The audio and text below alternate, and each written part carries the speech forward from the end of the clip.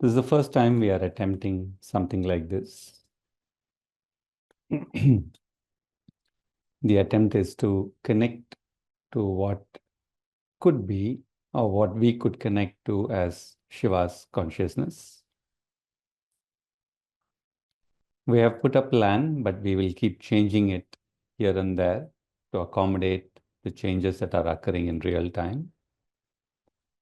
But for those of us who are going to stay for the 3 hours, let's make an attempt to be in practice. We will do many things, but you decide one thing that you will hold for the next 3 hours. It could be as simple as be with your breath or chant a Om within your body. Or you could use any of the basic Shiva mantras. We'll use 2 here. Whether it is a dance, whether it is a song, whether we are reading, just simply attempt to be in your practice plus whatever is unfolding.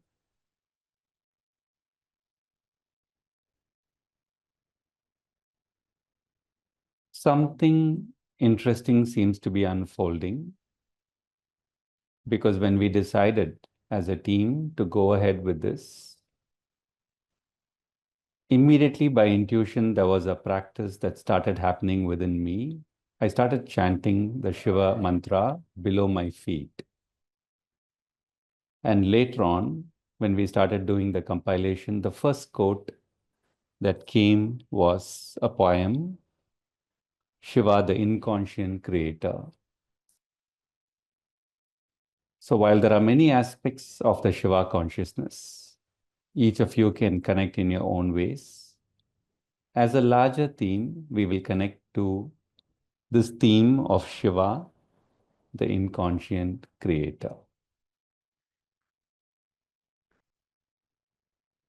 Since Shiva is dear, each of us will have our own versions, our own loving theories, stories, experiences.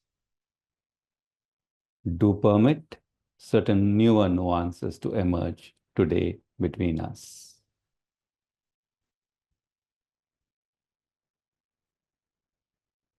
We'll begin with a reading. The main practice time will be from 12:15 to 1, guided. Rest of it I'll come in between.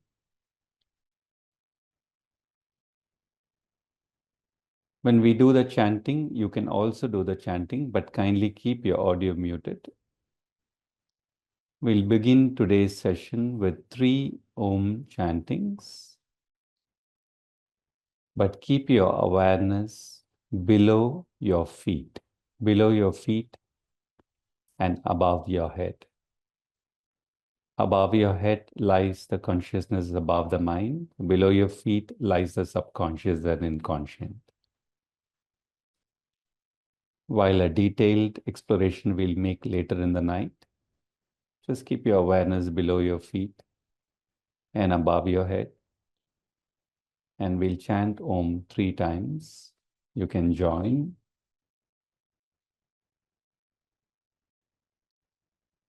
Om.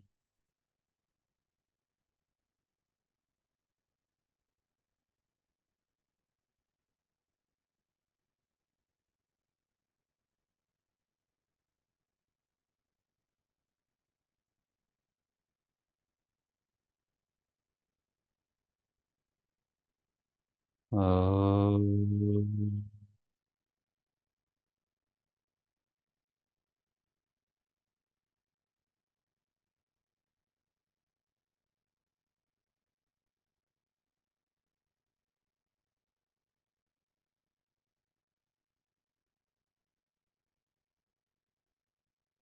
Om.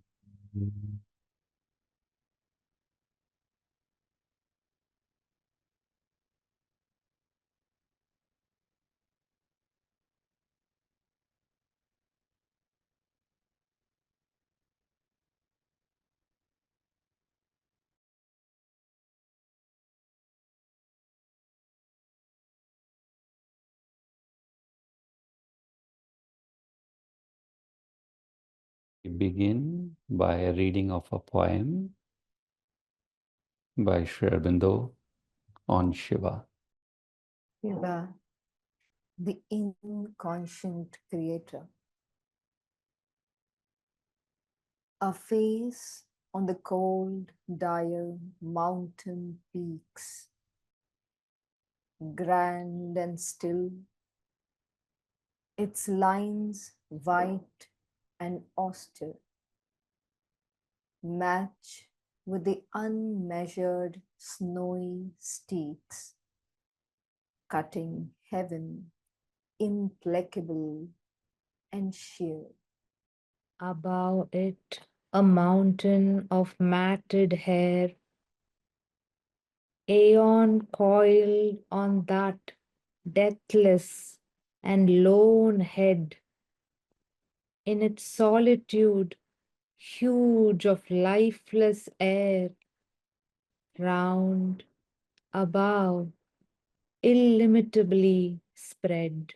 A moon ray on the forehead, blue and pale, stretched afar its finger of still light, illumining emptiness, stern and male, mask of peace, indifferent in might. But out from some infinite born now came over giant snows and the still face, a quiver and color of crimson flame, fire point in immensities of space. Light spear tips reveal the mighty shaft. Light spear tips reveal the mighty shape, tore the secret veil of the heart's hold. In that diamond heart, the fires undrape. In that diamond heart, the fires undrape, living core, a brazier of gold. This was the closed, mute, and burning source, whence were formed the worlds and their star dance. This was the closed, mute, and burning source, whence were formed the worlds and their star dance. Life sprang, a self-wrapped, inconscient force. Love, a blazing seed from that flame trance. Life sprang, a self-wrapped, inconscient force. Love, a blazing seed from that flame trance. From Sri Aurobindo's words, insight into this poem.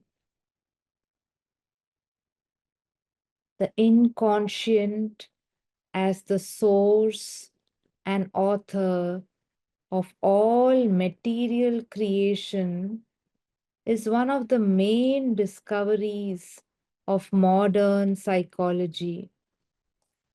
But it agrees with the idea of a famous Vedic hymn. In the Upanishads, Prajna, the master of Shushukti, is the Ishvara and therefore the original creator out of a superconscient sleep. The original creator out of a superconscient sleep. The idea of the poem is that this creative inconscient also is Shiva, creating here life in matter out of an apparently inconscient material trance. As from above, he creates all the worlds, not the material only. As from above, he creates all the worlds from a superconscient trance. The idea of the poem is that this creative inconscient also is Shiva, creating here life in matter out of an apparently inconscient material trance. As from above, he creates all the worlds from a superconscient trance. The reality is a supreme consciousness, but that is veiled by the appearance on one side of the superconscient sleep, on the other of the material inconscience. Here, the emphasis is on the latter. The superconscient is only hinted at, not indicated. It is the infinity out of which comes the revealing flame. It is the infinity out of which comes the revealing flame. We'll just reflect a little bit, internalize this a little bit, and in about 5 or 10 minutes, we'll begin with Ramakrishna once I share a few things. We would have seen different ways of entering into the Shiva consciousness. The snow-clad Himalayan ranges, the trance, the Nataraja, and here we're being provided the domain of the inconscient. So imagine this as the night. Okay, the night where everything is there as a seed idea, from where everything emerges forth.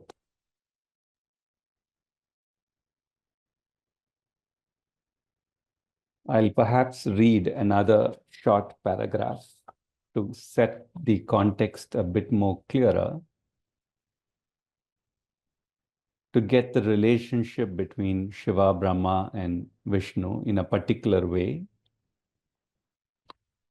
Once again, a short paragraph from Sri Aurobindo from the book Karma Yogin. This, according to our Vedantic ideas, is how the world and things, whether in general or particular, come into being.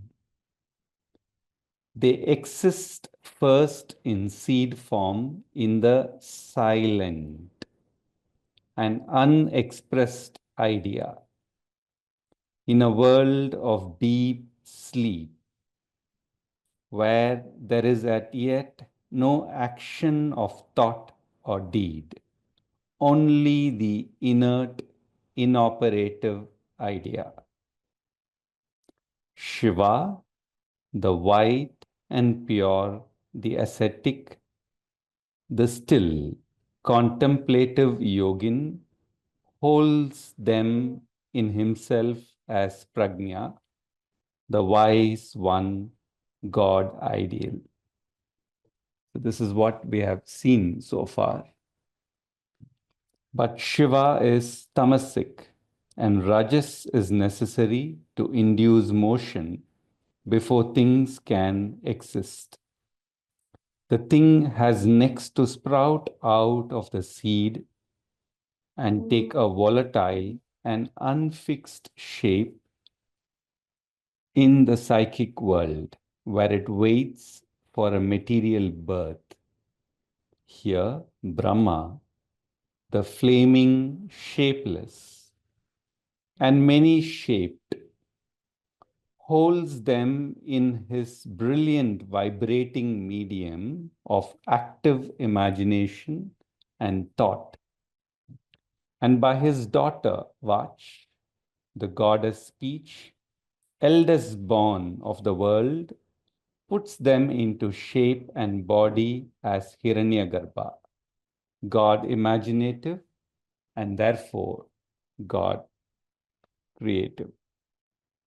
Last, they take permanent shape and abide in some material body, form, organism.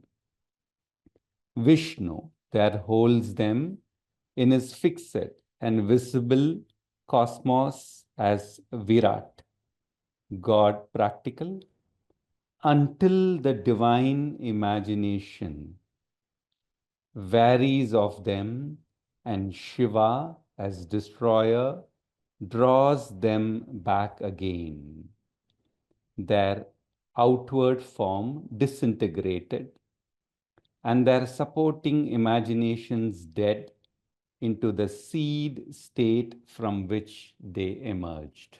I'll read that last line again. This is the creative inconscient which we are exploring today as the domain of Shiva.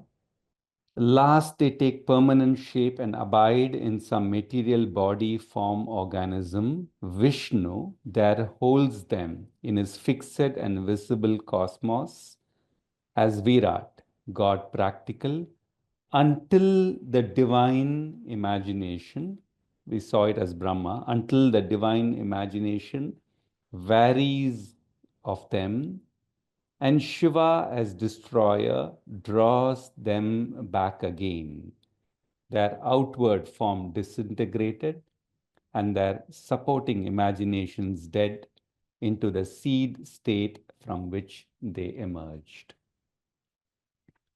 So what we're actually exploring today, the dimension of Shiva as the inconscient creator, is the space in which the transformation occurs and the new creation is birthed each second. Our attempt today, in between the many things we will do, is to open our consciousness to glim. Nothing much is needed, but perhaps an attitude of Nandi.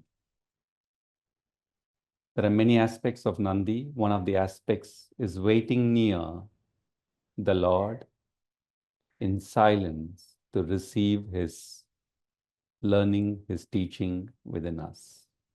We adopt this posture today, and slowly we will open space for Ramakrishna now. And as he renders something for us, we will open our full listening to him, because an art, a song, a bhajan, or a dance is created both by the person offering it and by the people receiving it. And as we listen to him in rapt beingness, let's also be with our practice chosen for today. Over to Ramakrishna. Yam Brahma Varunendra Rudra Marutaha Stunvanti Divyai Stavai Vedai Sankhya Padakramo Panishadai Gayanti Yam Samaga ध्यानावस्थिततद्गतेन मनसा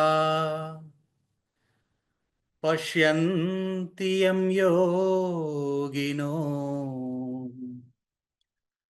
यस्यान्तं न विदुःसुरासुरगणा देवाय तस्मै नमः।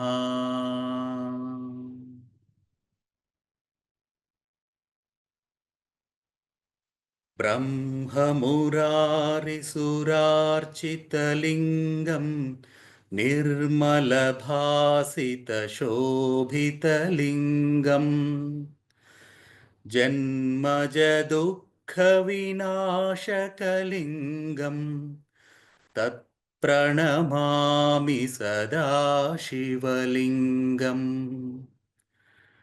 देवमुनिप्रवरार्चितलिङ्गम् कामदहनकरुणाकरलिङ्गम् रावणदर्पविनाशनलिङ्गम् तत्प्रणमामि सदा शिवलिङ्गम्। सर्वसुगन्धसुलेपितलिङ्गम् बुद्धिविवर्धनकारणलिङ्गम्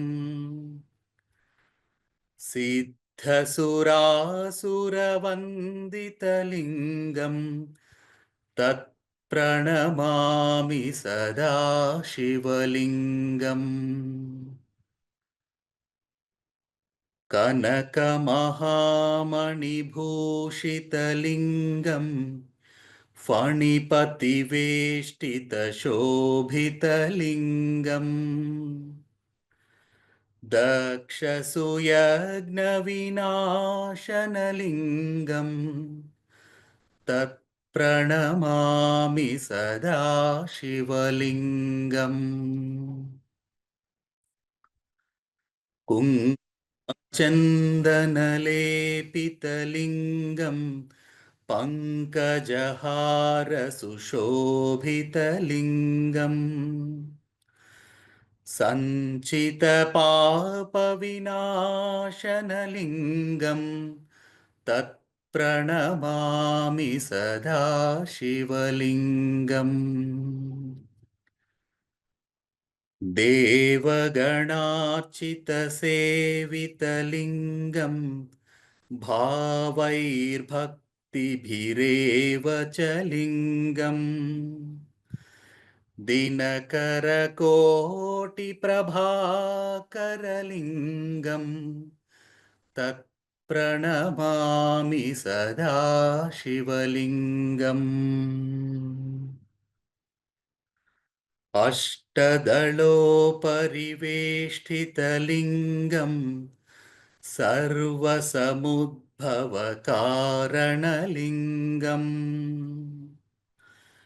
अष्टदरिद्रविनाशनलिङ्गम् तत्प्रणमामि सदा शिवलिङ्गम्।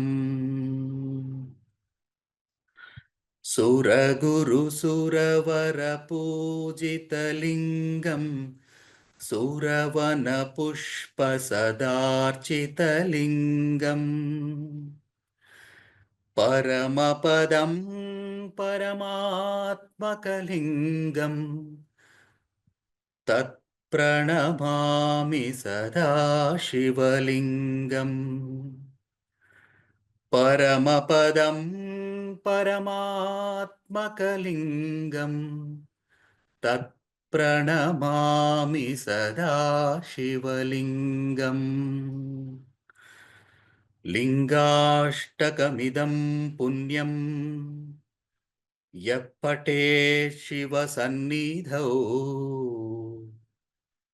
शिवलोकमवाप्नोति शिवेन सह मोदते।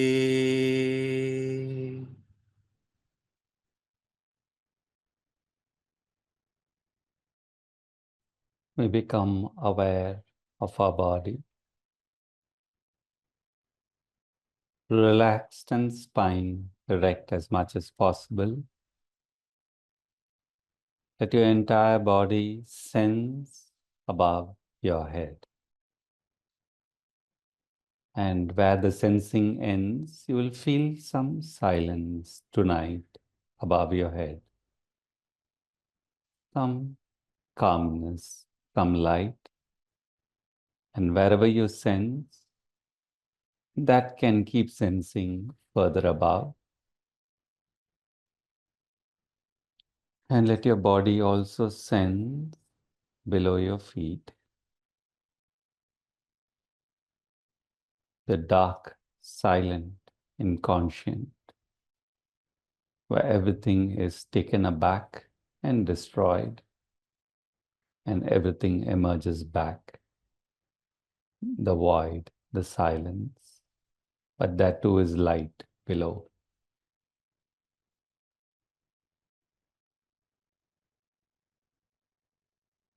In this posture, before we have Vaibhav coming in to make his offering, we will chant this Shivoham 3 times.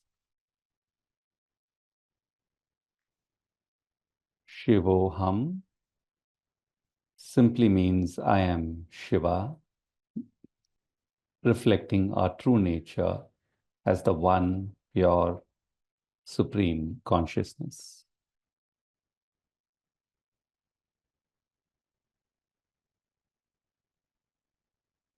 Shivoham.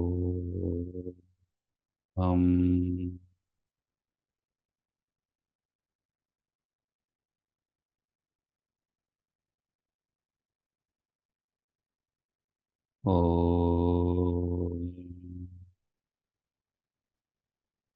Shivoham.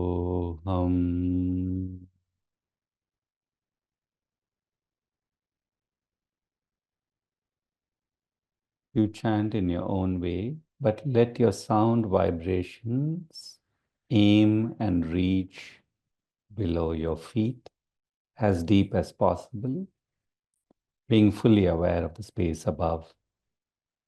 We do it 2 more times. Om Shivoham.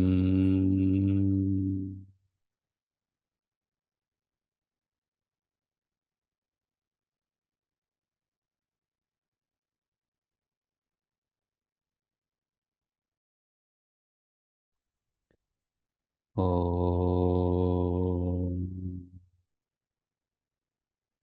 Shivoham.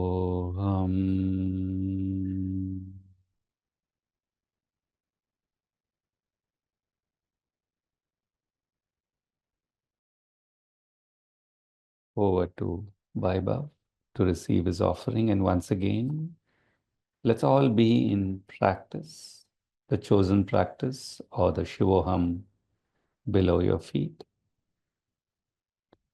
And let's fully listen to his offering, because art is created by the person offering and by the person listening. In that space, we connect the offering to the divine to allow something to come through this interface. Over to Vaibhav. Shivoham, Shivoham, Shiva Swarupam.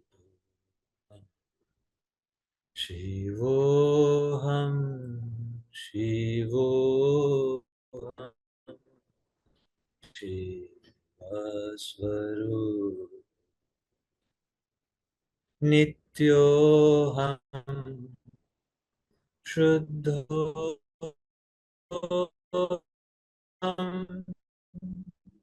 Buddhoham, Muktoham,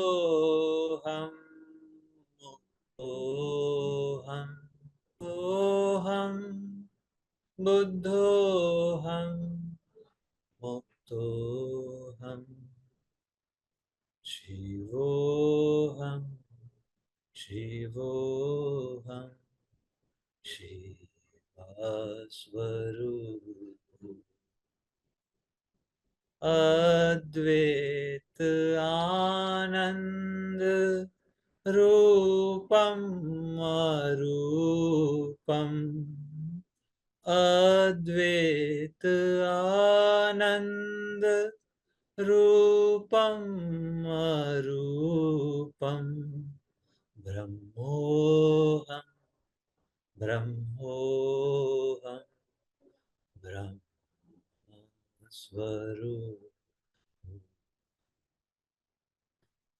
चिदोऽहं चिदोऽहं सच्चिदानन्दोऽहं शिवोऽहं शिवोऽहं शिवस्वरूपो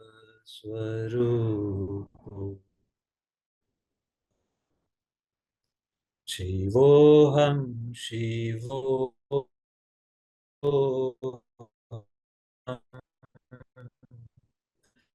शिवस्वरूपो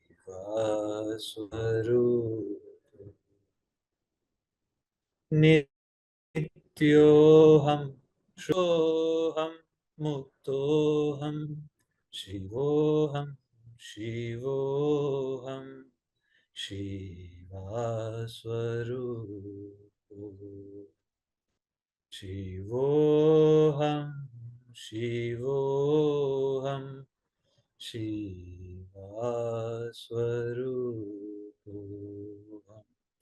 शिवोऽहं शिवोऽहं शिवस्वरूपो नित्योऽहं शुद्धोऽहं बुद्धोऽहं मुक्तोऽहं शिवोऽहं शिवोऽहं शिवस्वरूपो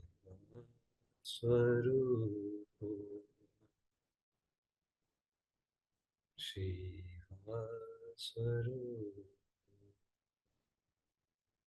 शिवस्वरूपो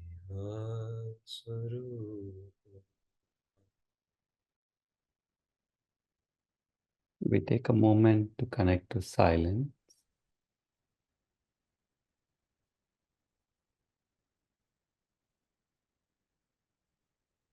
We're going to have a dance, to receive a dance in about a couple of minutes. But before that, connect to silence in your own way. And actually, it's not difficult at all. You have to detect this beyond what is happening in your individual experience, beyond your thought, beyond your feeling, beyond your emotions. No matter how turbulent or calm they are, you're not seeking the silence within them first. Silence is self-existent everywhere. Tonight, it's very easy to tune into silence. I'll be quiet for 2 minutes. Tune into silence.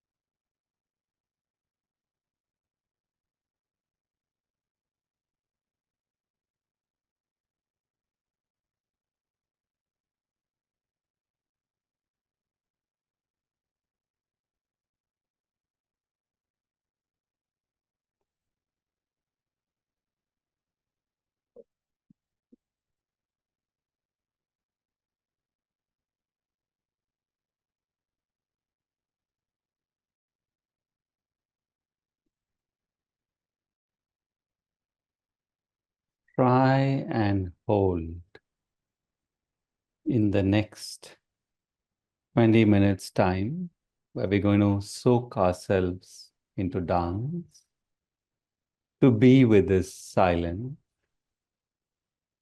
and with this silence, meet the dance. Dance is created not just by the dancer,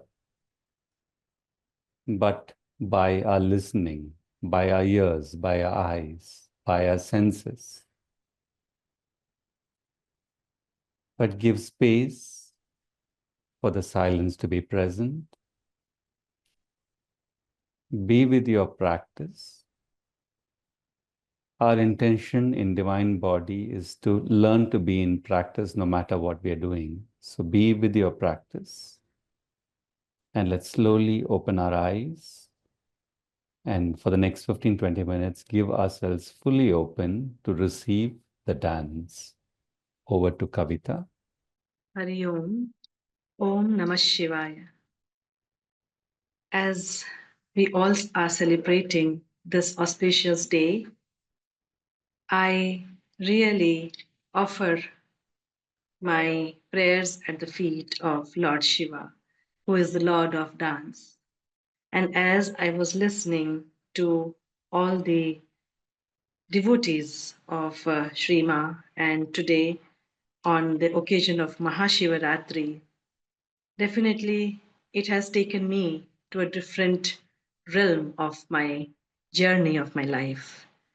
And after listening also, I am feeling that yes, the dance is not just dance, it is again coming back to oneself. And that is what Shiva is. Lord Shiva or Nataraja, and so many names associated with him. The cosmic dancer, the cosmic energy he possesses, the aura he possesses, the beauty he has. It just enlightens you when one meditates to him. And definitely, this is what I have felt.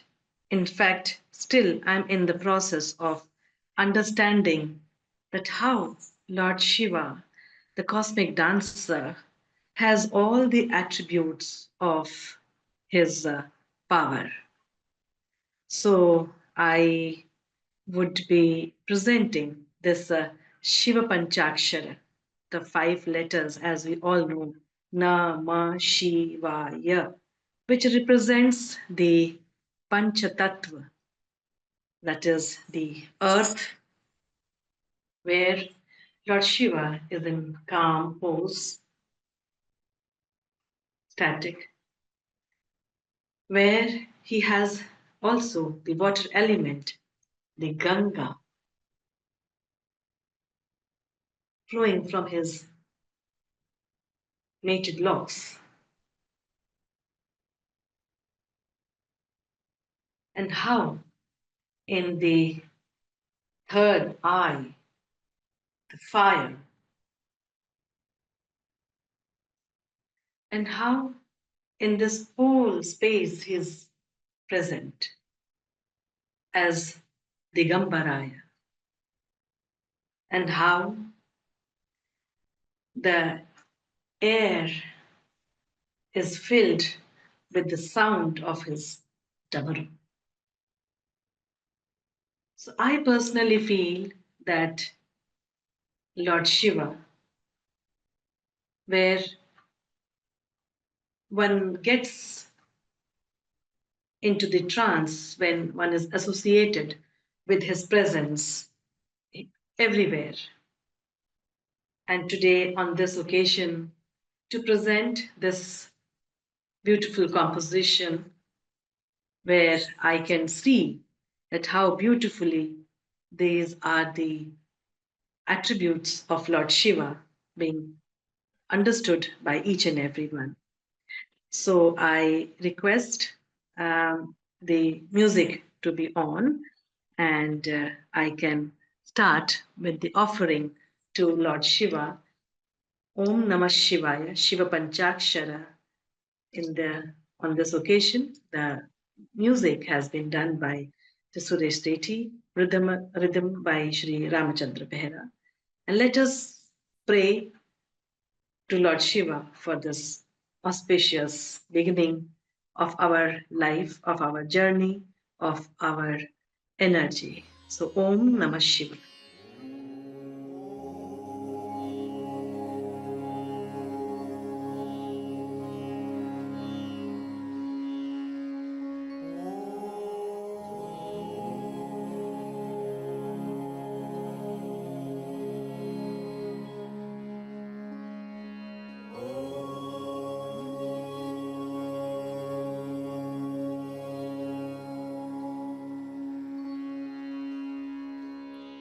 tinda, dhe dha tinda, ta tinda, ta da tinda, dha tinda, dhe dha tinda, ta dhe ta tak da di dha ta dhai.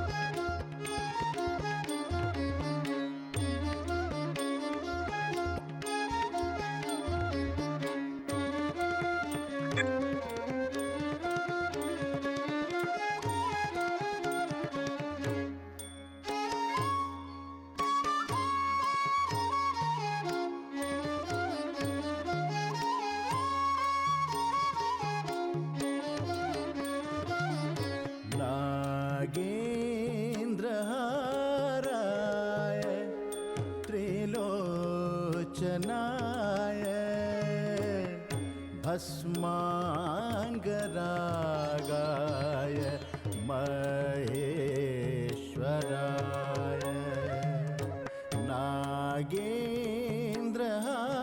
नागेन्द्रहाराय त्रिलोचनाय भस्माङ्गरागाय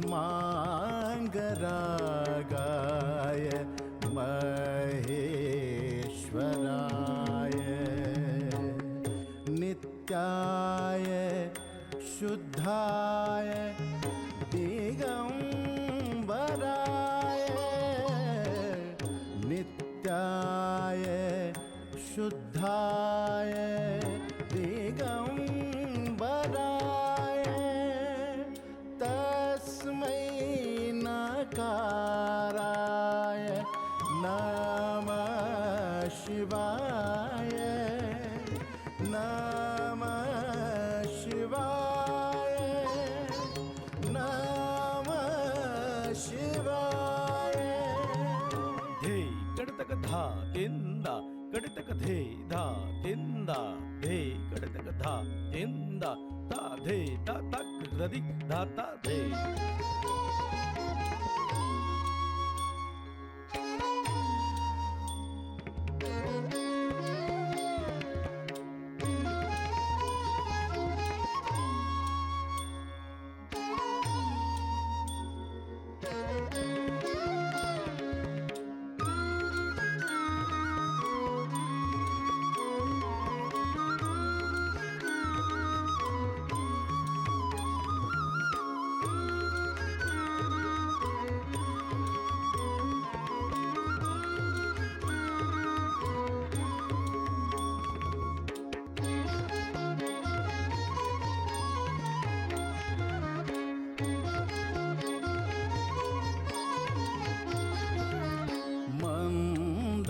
Mandakini सलील चंदन चर्चिताय मंदाकिनी सलील चंदन चर्चिताय नंदीश्वर प्रमथ नाथ महेश्वराय नंदीश्वर प्रमथ नाथ महेश्वराय मंदार पुष्प बहुपुष्प सुपूजिताय मंदार पुष्प बहुपुष्प सुपूजिताय तस्मै मकाराय नमः शिवाय नमः शिवाय नमः शिवाय धे kaditaka the dha tinda the kaditaka dha tinda ta the ta tak dadik dha ta.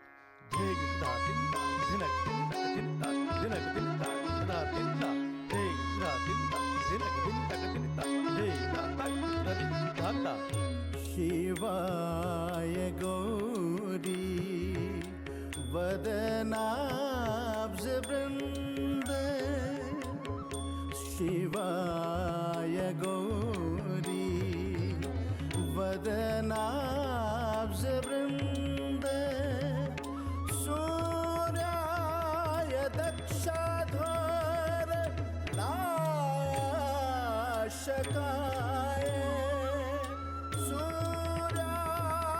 Dakshadhara Nashakaya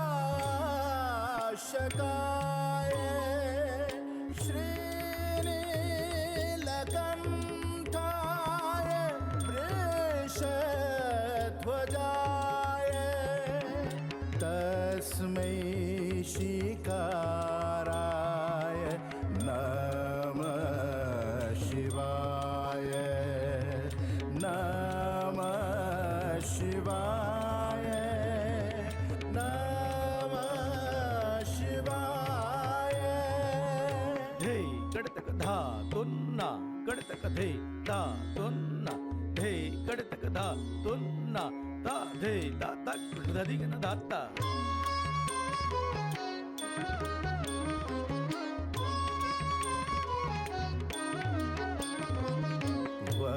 Vasishtha कुंभोद्भव गौतमारे मुनीन्द्र देवार्चित शेखराय वसिष्ठ कुंभोद्भव गौतमारे मुनीन्द्र देवार्चित शेखराय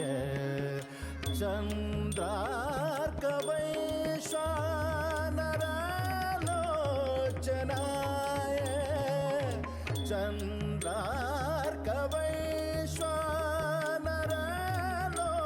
चन्द्रार्कवैश्वानरालोचनाय तस्मै वाकाराय नमः शिवाय नमः शिवाय नमः शिवाय.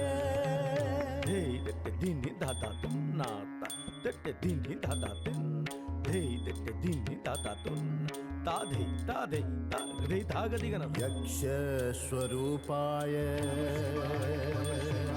जटाधराय पिनाकहस्ताय सनातनाय यक्ष स्वरूपाय जटाधराय पिनाकहस्ताय सनातनाय सनातनाय सनातनाय.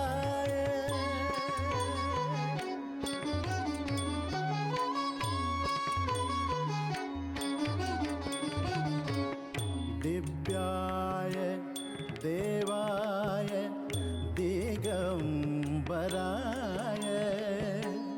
दिव्याय देवाय दिगंबराय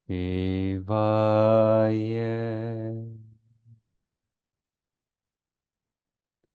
Let's stay quiet for a minute.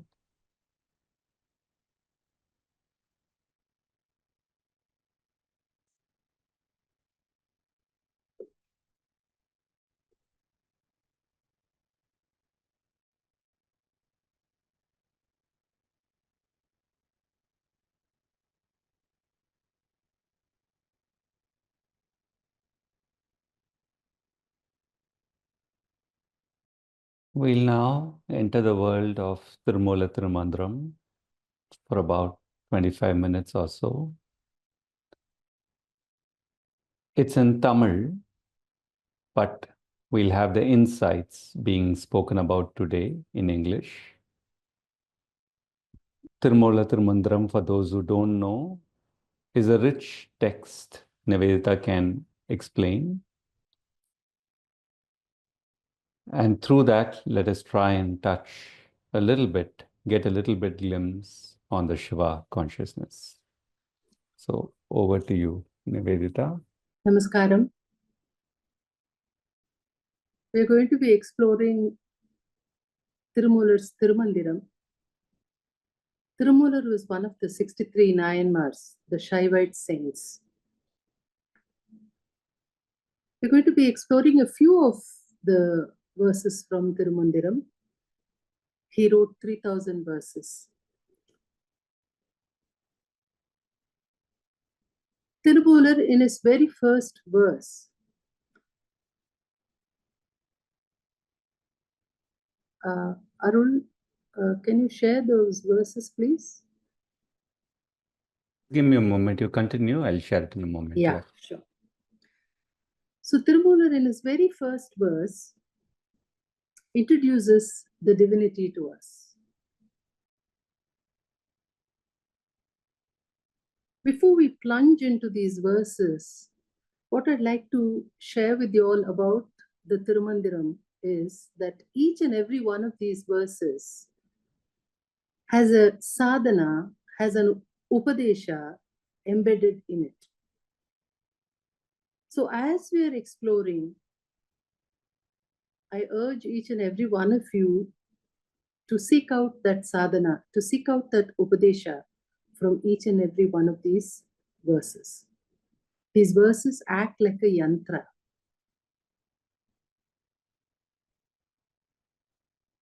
So in the first verse, Thirumoolar introduces the divinity to us. He says he is the one. And then he goes on to say, he is Shiva and he's also Shakti. He's both. And then he says, he is the one responsible for creation, protection, and dissolution. The three acts. And then he says, he is the four Vedas.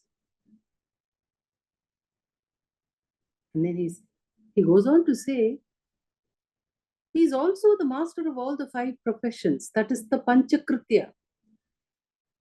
The Panchakritya, which is the Sthiti, the Srishti, Sthiti, Samhara, Tirodhana, and Anugraha. Now he doesn't stop with that. He goes on to say, he's also the 6 Margas. He's the Lord of Shaivam, of Vainavam, of Shaktyam, of Ganapatyam, of Kaumaram, and of Shauryam.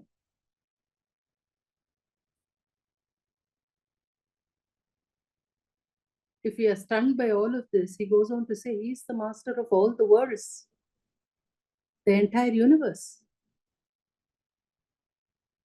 And then finally he says, he has 8 attributes. And what are those attributes? He says, infinity, purity, uniqueness, individuality, eternity, neutrality,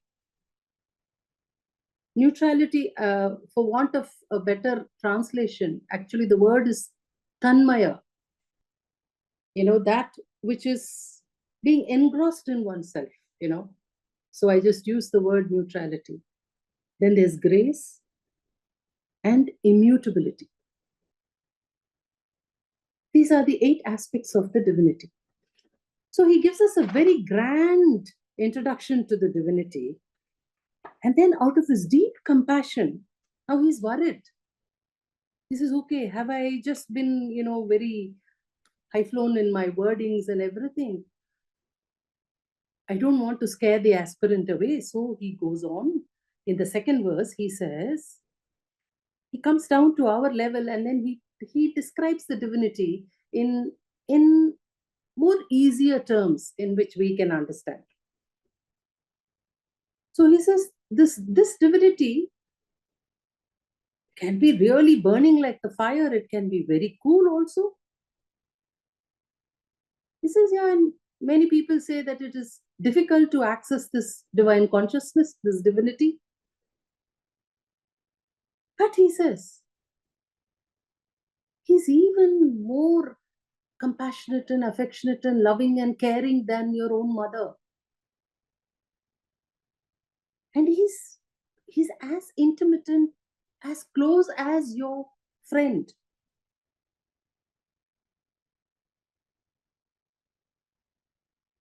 So he says, imagine. So he talks to us about the qualities that we are familiar with. And then in the third and fourth verse, he goes on to say, he says, what is it that one requires? What is this divinity? Who is this divinity actually? Who is this divine being? Who is this Shiva? I just want to read it in Tamil. Anibin ullan purattan udalai ullan. Mun pin ullan munivarkum piranavan. Anbin ullagi amarum arum porul. Anbin ullarke anai tunayami.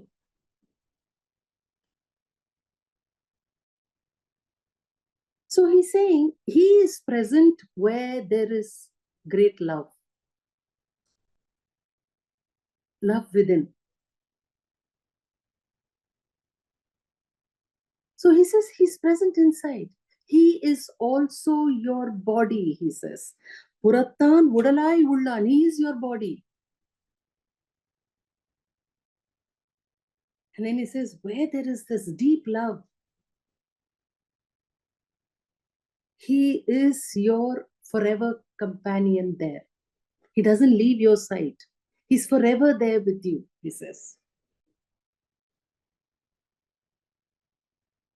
So in every verse, there is this little upadesha, there is this little sadhana, there is this little practice for us to pick up and practice in our journey.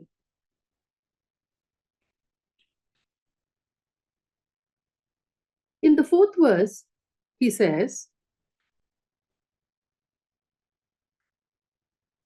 some people think that he uses the word anbu. That's a Tamil word. Anbu has many meanings depending upon the context. But here we are talking about the love for the divine, the love, the true, pure love that we have in our hearts. And then he says, people think that this love and this Shivam, this Shiva, this divinity, they are two separate things. And then he laughs, he's kind of laughing, and he says, but people who talk like this or think like this, they're actually poor things. They don't know what they're thinking. He says, this love is this Shivam, he says. And when one gets to recognize that these two are not separate, they are not different, they are not apart, that they are one and the same. So that's why in the last line he says, Anbe Shivamai Amardirundare. So when you have that love in your heart, that pure, deep love, that is the Shiva that is residing within you. That is the divinity that is residing within you, he says. And then in the 5th verse, he's kind of, let's say, saying, who are these people? What kind of being should we have?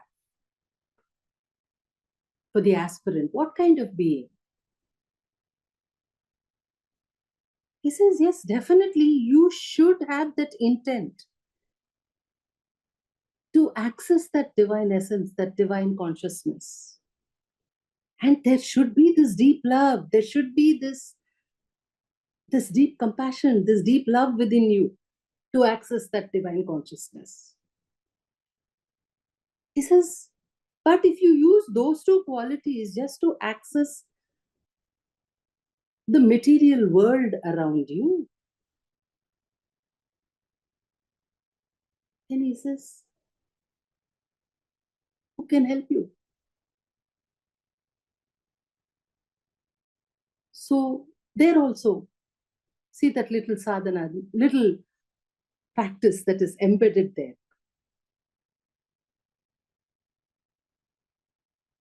Then we go on to the 6th verse. In the 6th verse, he says, just give me a minute, second.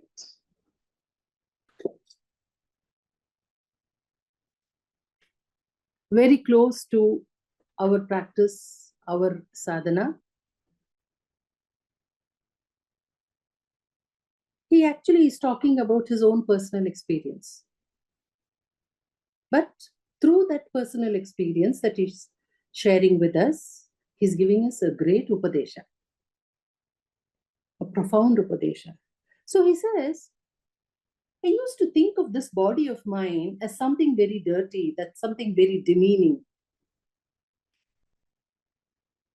But the moment I saw the divinity, the flame within this body of mine, the Urupporul, that is the truth. You can call it anything, the flame, the absolute truth, the divinity, the light within.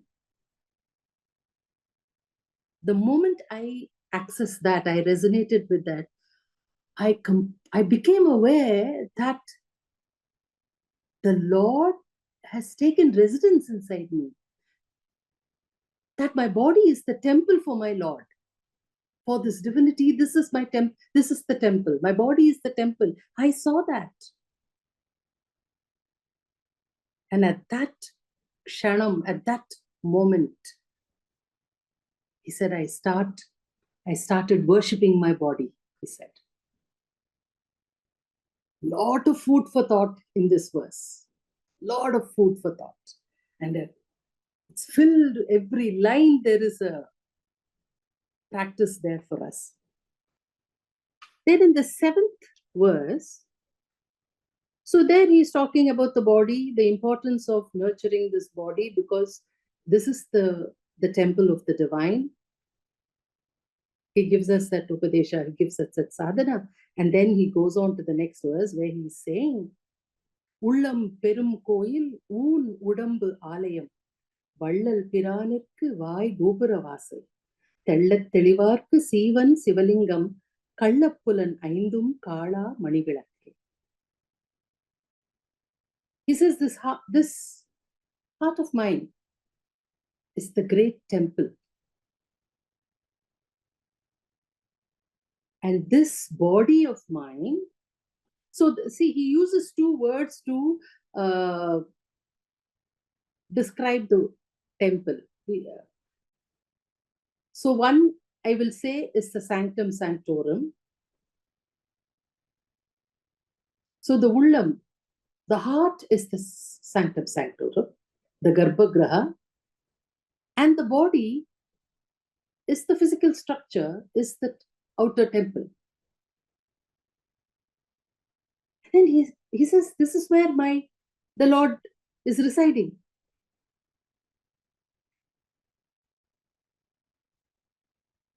And then he says, for those who are absolutely clear, absolutely rid of their ajnana, and they've moved into that jnana, and they're absolutely clear, there's no confusion, this supreme clarity in their heart and in their being,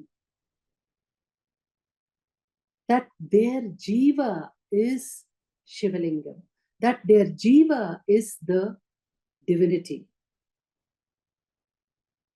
Then they realize that the five senses are mere thieves, petty thieves. The five senses are petty thieves which pretend to be the bright lights in the temple. But for those who have realized that their jiva is that divinity within, then these five senses are not an impediment at all for them. They realize that they are petty thieves. Then in the 8th verse, from there he goes on to another sadhana, another upadesha he gives us, where he's talking about what blinds us or how our ajnana it's a trap. So he wants us, he's warning us. Out of his deep compassion, he's warning us. He's taking us step by step, right? But he's also telling you that in this journey, there are these kind of traps and pitfalls. So beware. And he's explaining to you about that. So he's saying, Marattai maraitthadu maamadayane. Marattil maraindadu maamadayane. Parattai maraitthadu பார்முதல் பூதம் பரத்தில் மறைந்தது பார்முதல் பூதமே. It looks as if he's repeating all the words again and again. He is, but then there's a difference. So he says, you see a sculpture or a statue of a big, huge elephant carved out of wood. He says, when you see that sculpture of that elephant, all that you see is the elephant. The elephant, the form of the elephant has hidden the wood. You don't think about the wood out of which it was made.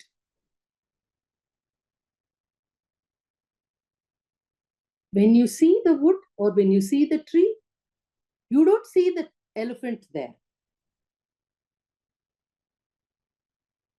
So the same way, he says, what can hide your view of the divinity is this Budham which is around you in this universe, this Bhut which is around you in this universe, which is in the form of these five senses and all your temptations and all your limitations that you face. But the second you resonate with that divine consciousness, he says, everything dissolves into this divinity.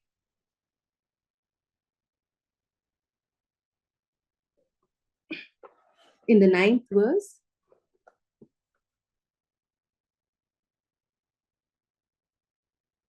he talks about the Shiva Shakti Aikyam, the Ardhanarishwara Tattvam he talks about. He says his entire form, his entire being is the Ardhanarishwara Tattva, he says. And then he talks about the dance of this Lord, the Lord of the dance. And he says, he's dancing in the Chit Akasham, the Chit Ambaram. Ambaram is the expanse, the expansion.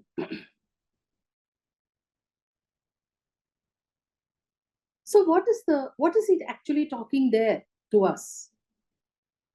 The Chit Ambaram is the expansiveness of our own being, of our own Chit. And when that happens, when that expansion happens, when that broadening happens, then the divine dance happens within us.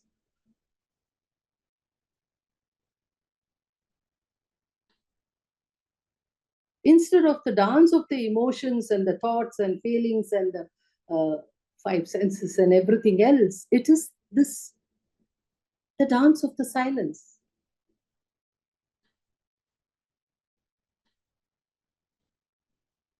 And he says, then you realize that everywhere there is this divinity only, all around you. There is only this divine presence.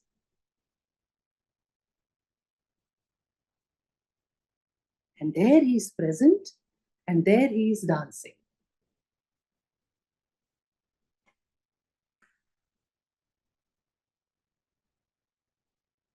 And then in the 9th verse, he says, the moment you start experiencing this, the divine dance course through you, this cosmic dance which is happening inside of you, inside this beautiful, the body within, and then the divinity is dancing through you. He says this becomes the stage. And then there is joy because you are the stage, the body is the stage, there is joy. And then he says, his nama, and every sound, every music, every word about him becomes a source of joy. You hear the musical instruments, you hear the different tunes, everything is joy because everything is him. And he says everything, this characharam, chara means movement, acharam is immobile, right? Everything in this universe which is moving and which is not moving, everything, that is the dance, that is his dance. There is dance there, he says. And there is absolute joy in that.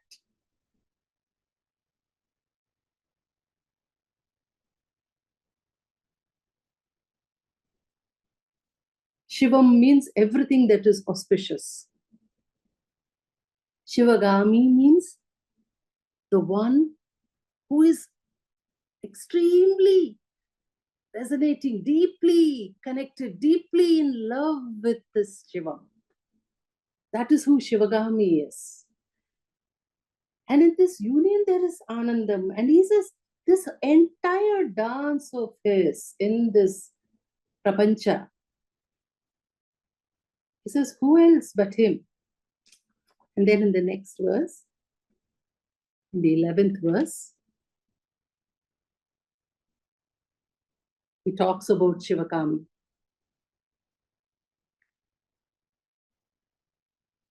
He says, this divinity, this Shivam, he is this column of light.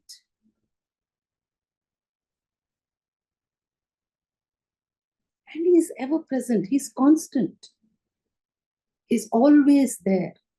Thirumoolar constantly, in many of his verses, he will say, this divinity is so intimate, so close to you. Anukkam, he will talk about this word called Anukkam, which is so close, so intimate. He says all that one has to do is just be and just start taking in that presence which is so close to you, which is right there, right within, right next to you, right around you.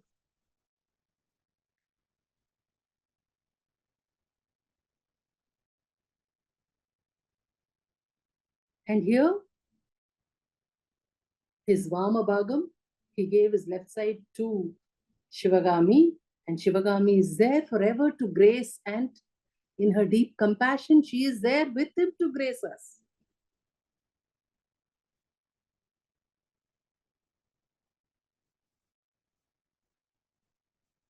This is the Tattva.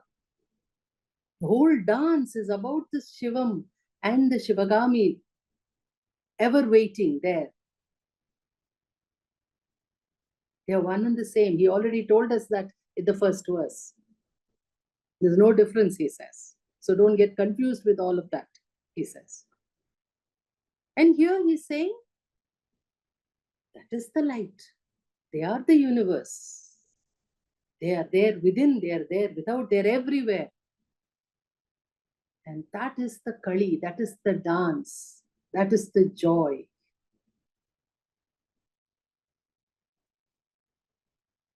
And in the last verse that we're going to see today,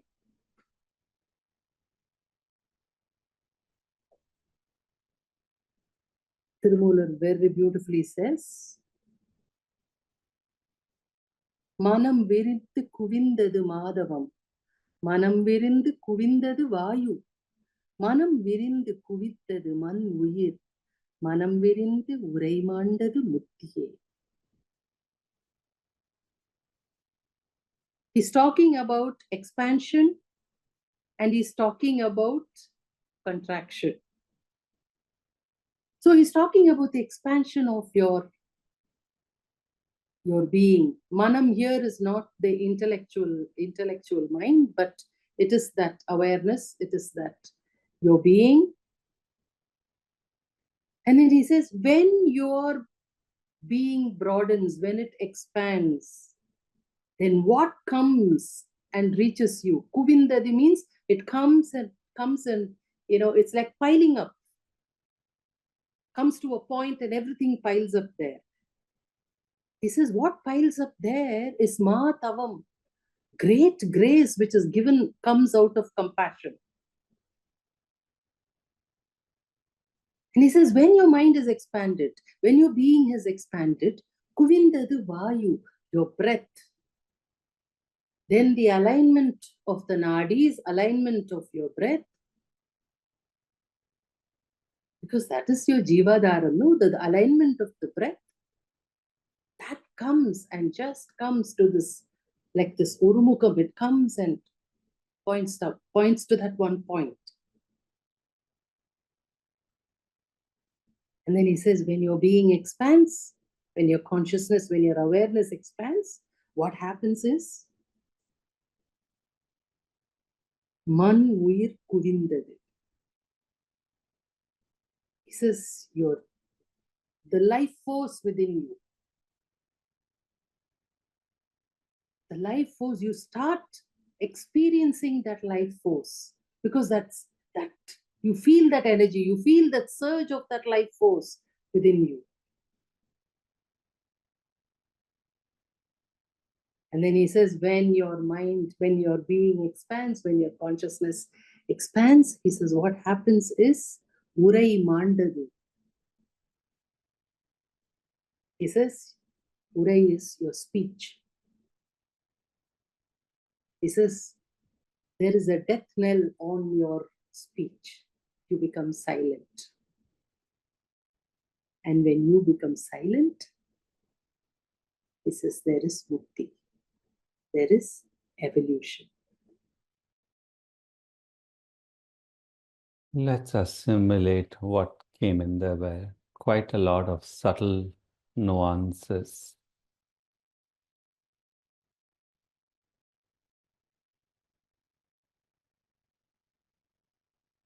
Go deep into your body and I'll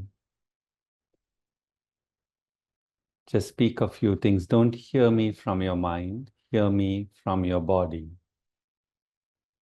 from deep within your body. At the depth of our body, in the very matter,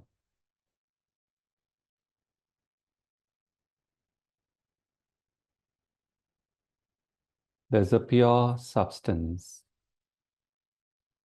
which is turned towards the divine all the time, directly ready to receive, constantly.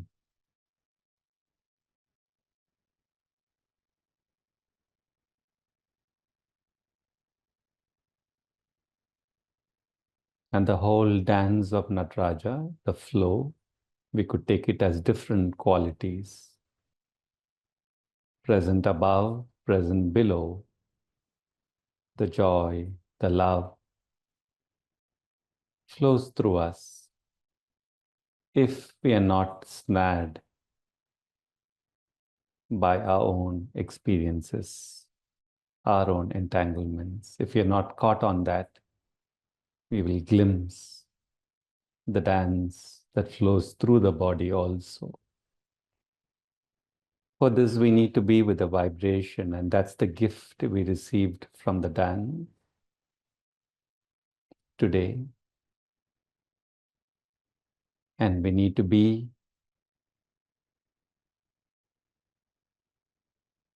within in that posture of expansion, so that you can receive, and that anukam, condense what's coming in, and again expand, and again condense.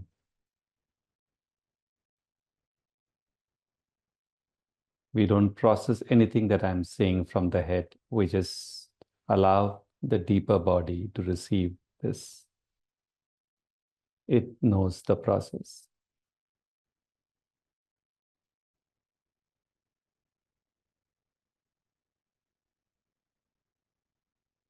We'll remain quiet for a minute.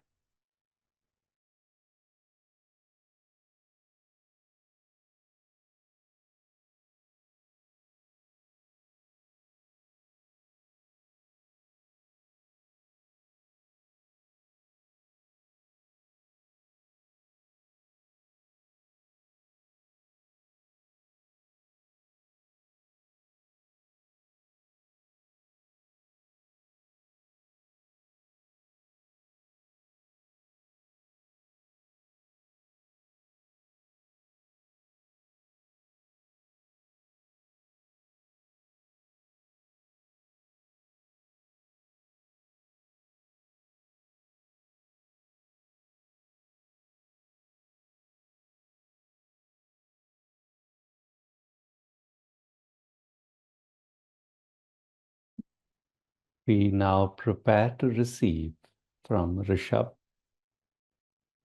music.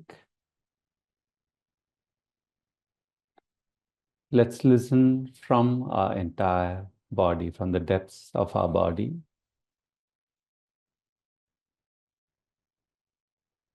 And from time to time, as you listen, around 12, we'll go quiet for a few minutes in between the musical sadhana. From time to time, you offer a Om beneath your feet, into your body.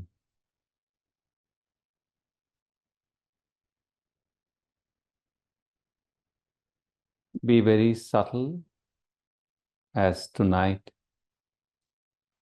silence, light, love, joy, these domains can open up here and there, at the depth below or the above, or in the vastness. Just allow them to permeate through your body. We remain quiet, and in a moment, we'll begin the musical.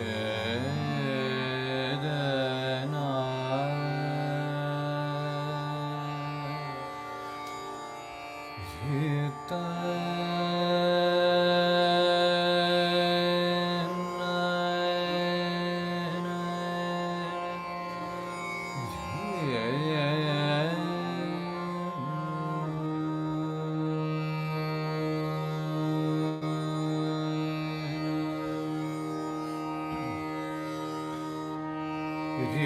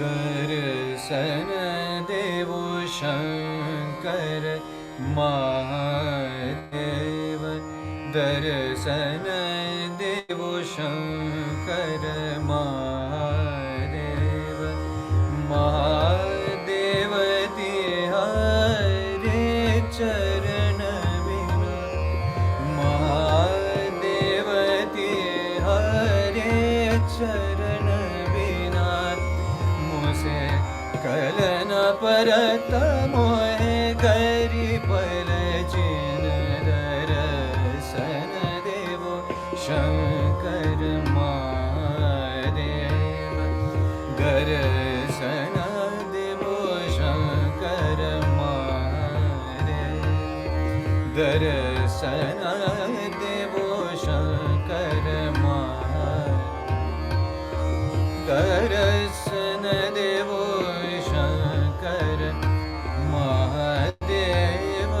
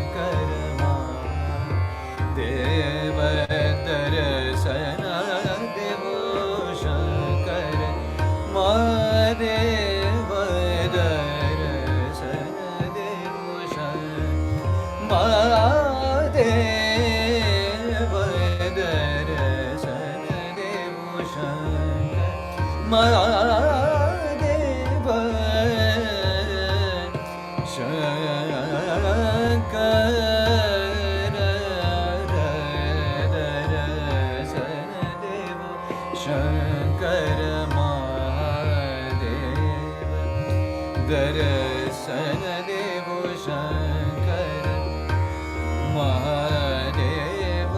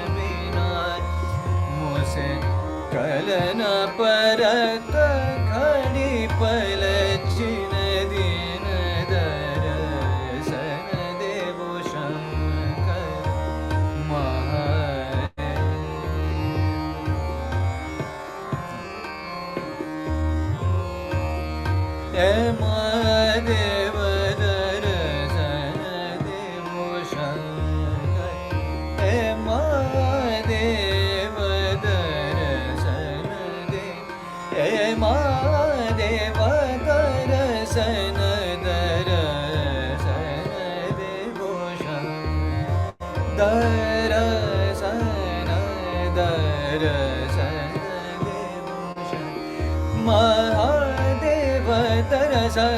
देवो शंकर दर्शन दर्शन देवो शंकर महादेव दर्शन देवो शंकर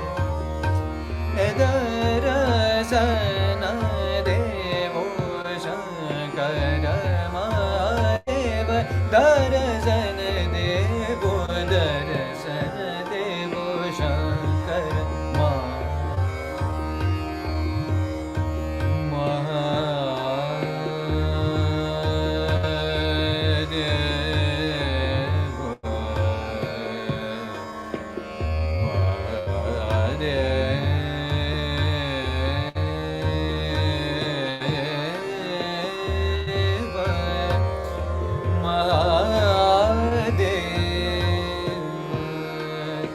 शंकर महादेव दर्शन देवो शंकर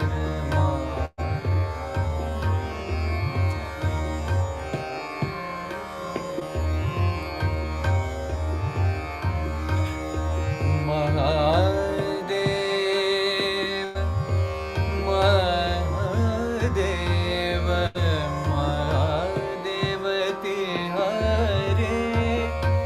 तिहारे महादेव तिहारे चरण बिना मुझसे kiln परत घाड़ी पलचिन दिन दर्शन देवो शंकर महादेव दर्शन देवो शंकर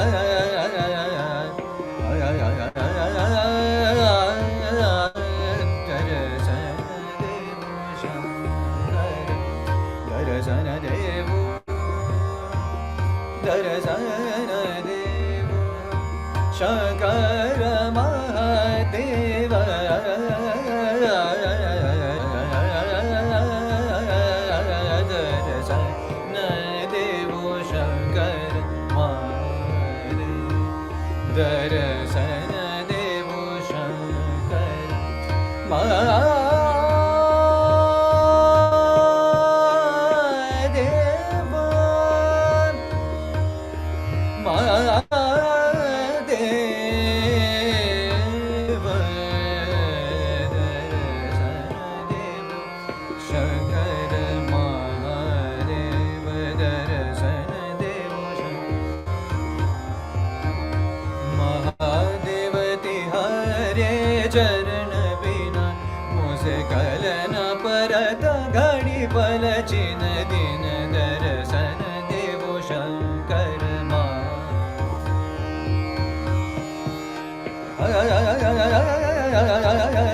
दर्शन देवो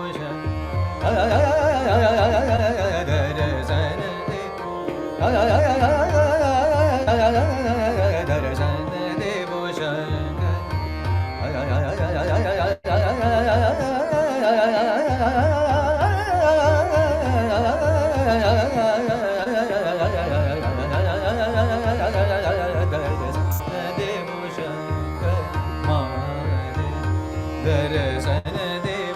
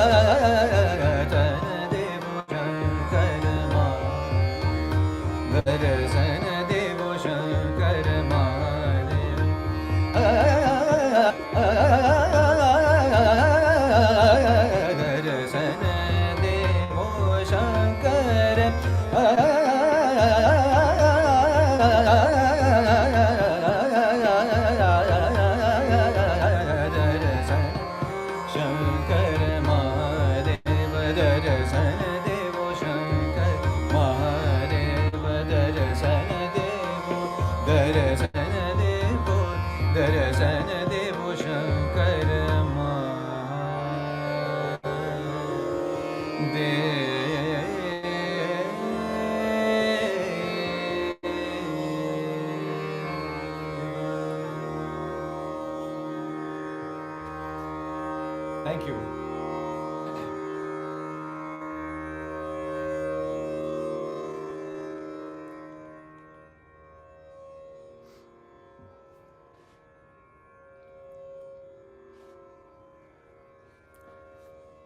So it's been a pleasure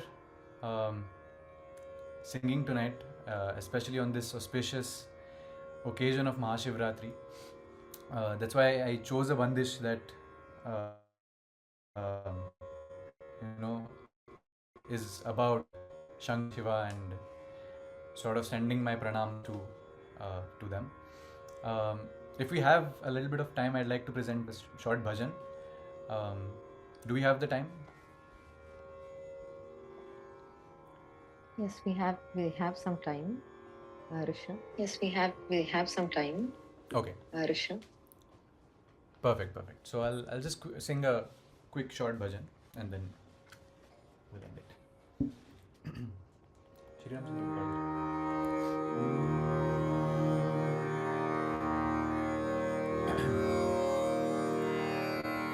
Shri Ramachandra Kripalu Bhajana Bharana Bhava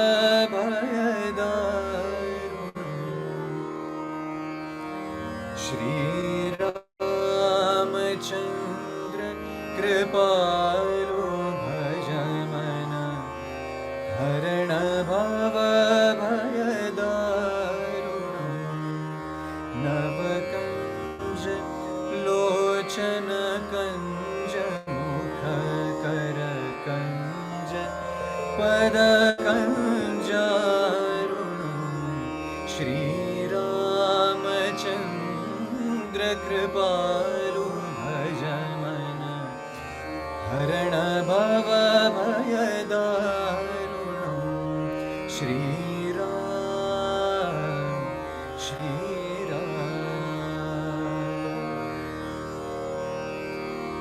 Kandarpa Aganita Amita Chabi Navanilani Sundaram Kandarpa Aganita Amita Chavi Navanilani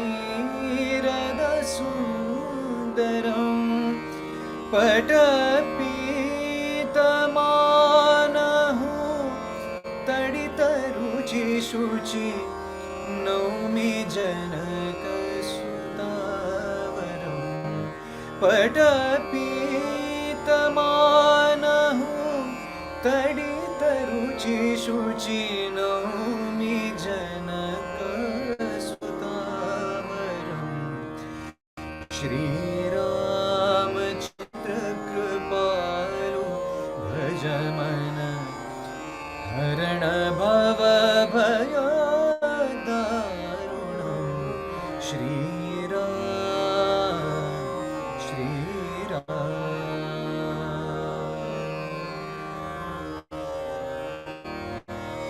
Bhaju Dina Bandhu Dinesh Danava Daitya Voshandanam Bhaju Dina Bandhu Dinesh Danava Daitya Voshandanam Raghunanda Ananda Koshala Chandada Sharadhanandanam Raghunanda Ananda Kanda Koshala Chandada Sharadhanandanam Shri Ramachandra Kripalu Bhajamana Harana Bhava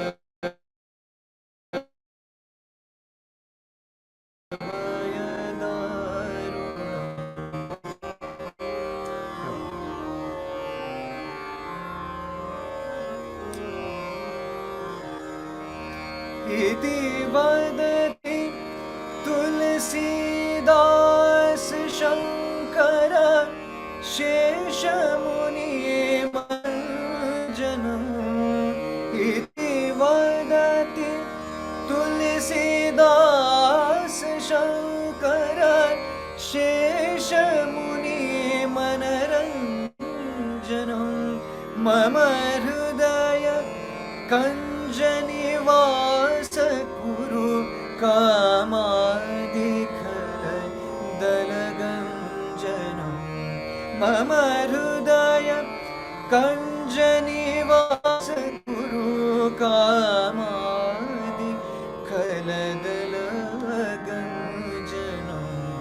Shri Ramchandra कृपालु भज मन हरण भव भय नव कंजलोचन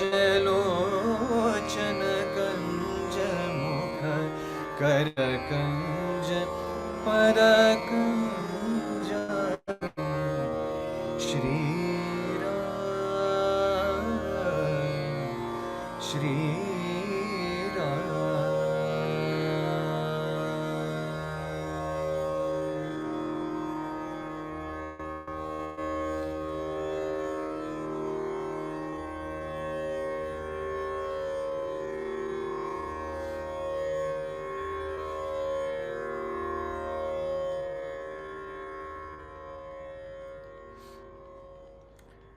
Thank you all. It was a pleasure. I hope you enjoyed. And thank you, Shweta, for having me. On the harmonium, we have Saumitra Kshisagar, a dear friend of mine. So thank you, and it was a pleasure performing for such a lovely audience. Thank you. Thank you, Rishabh. Thank you very much.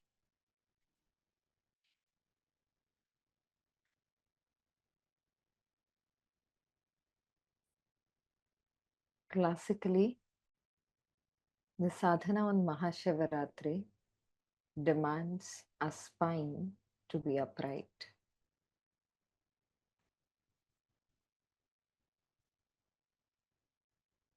Our upright spine is the first sign of our evolution as a human being. The vibrations of swaras that are still echoing in the atmosphere. We shall let our spine fully open to let these vibrations flow and connect and strengthen this connection with the above and below. As this has become the basis of our sadhana today,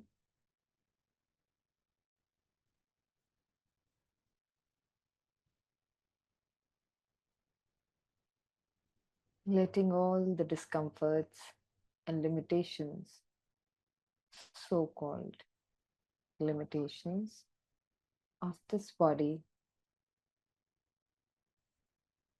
merge into the vibrations of these swaras. Shiva, who is the master of the swaras, will let all these limitations, the discomforts,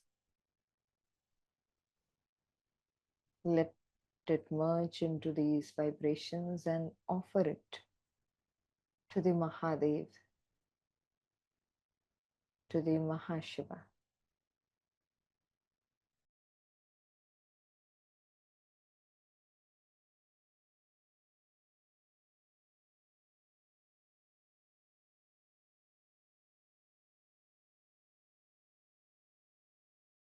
We move to our final practice.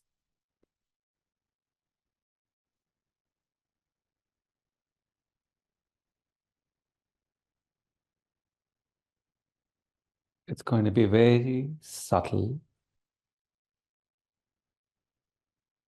even though we'll be using the traditional basic and very powerful 1 or 2 chants. We'll do it in a very, very subtle way. The entire practice is done from the body cell. Even though we may not be aware of them,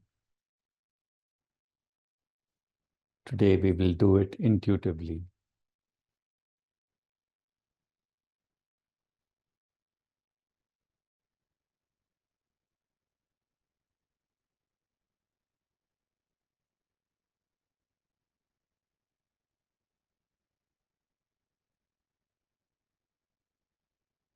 We'll be aware of our above.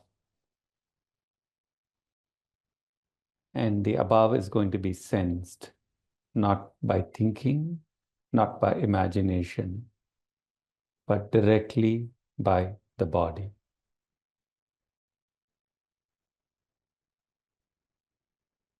Our attempt is the word used in Thirumoolar, the anukam, the closeness of the body cells with the divine.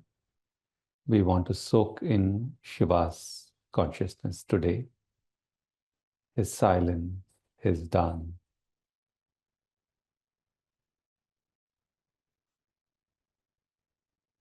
Put your intention above your head.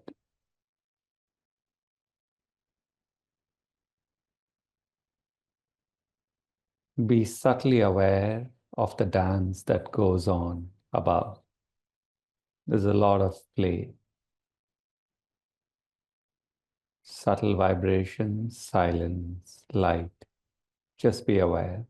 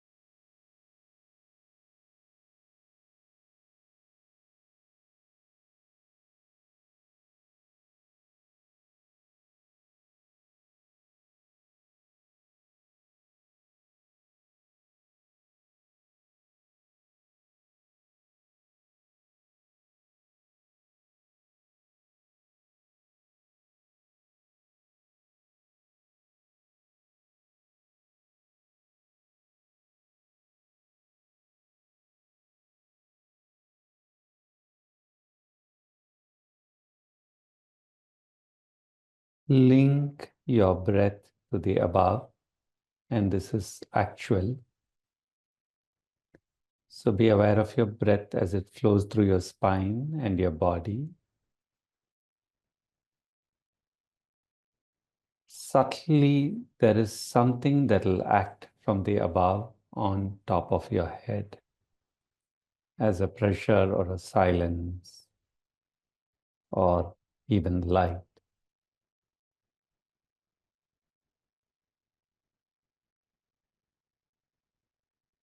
At the end of your in-breath, let go of your breath and see if it links up to what is coming from above. It may not occur immediately.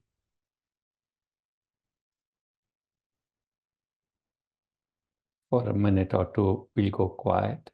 Very subtly at the end of your in-breath, hand over the breath to the above and see if they unite with what is coming from the above.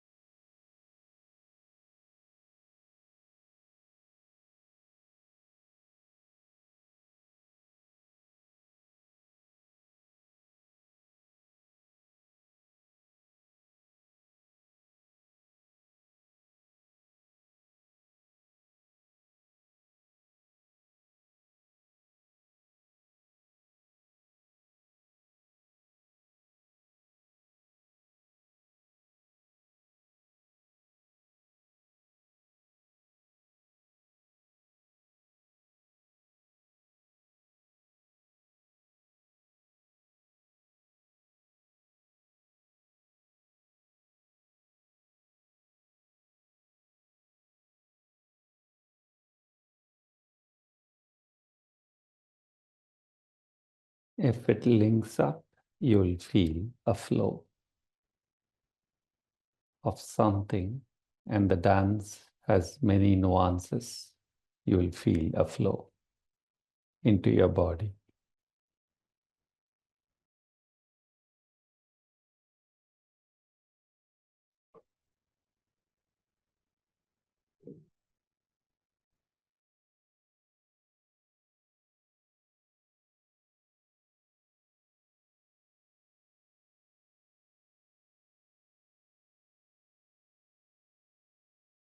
And with great humility, we bring our attention to the domain below our feet, the domain of the subconscious and the inconscient. The theme of today, Shiva, the Inconscient Creator.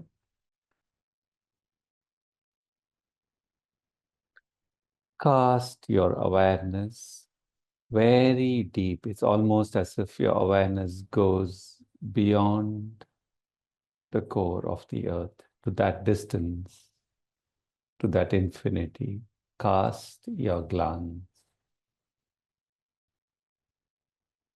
with great humility.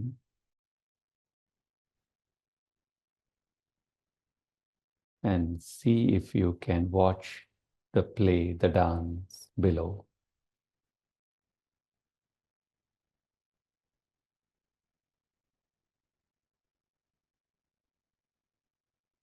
See if you can feel the vastness, the silence, light, joy, the potent Shiva consciousness, waiting to keep emerging back into full manifestation.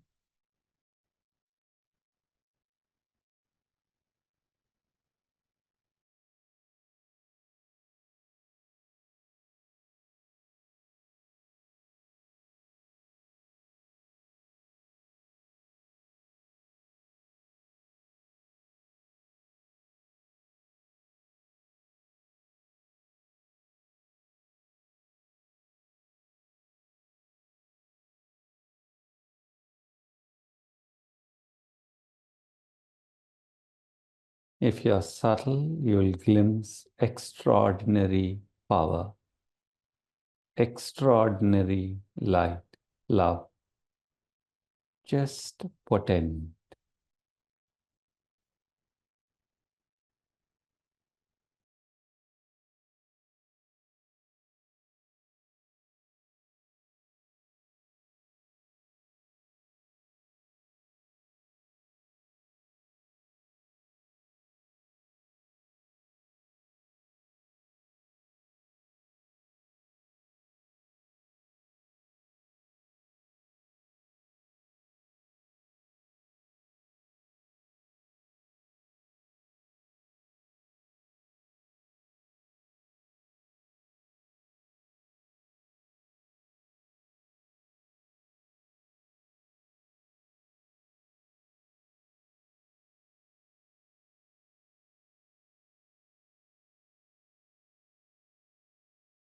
And here we will do our chanting 51 times of Shivoham, the truth that I am Shiva, the pure consciousness, very humbly.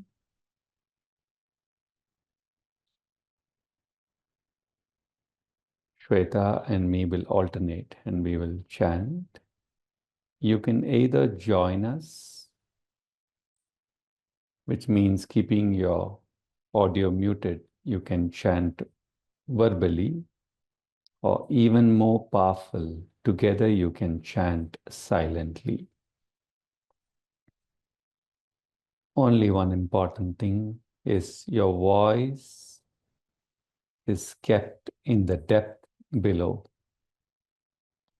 and there you're chanting. chanting with great humility that today or another day you can glimpse the potency here. You can glimpse the Shiva consciousness here.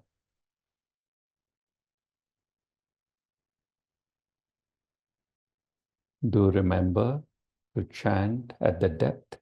Keep your awareness open to the above and the vastness around. Be with your body. And we'll slowly begin now.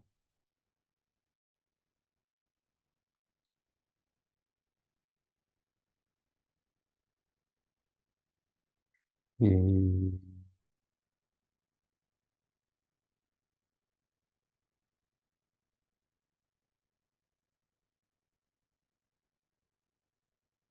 Om.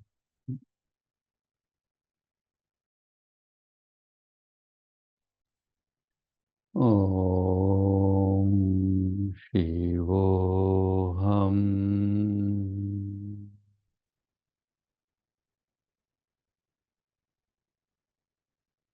Om Shivoham.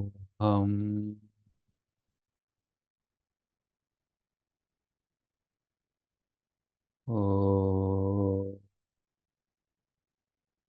Shivoham.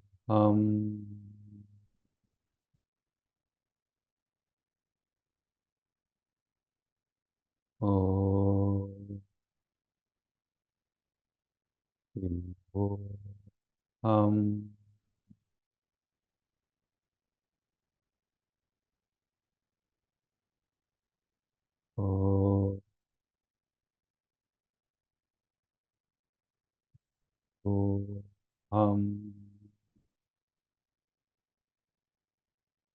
Om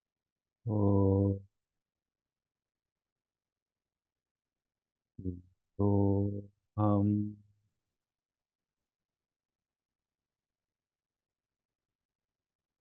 Om Shivoham.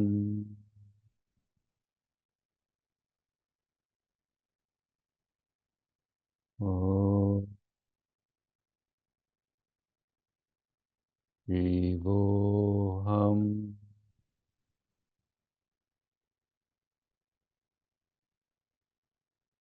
Om Shivoham. Om Shivoham.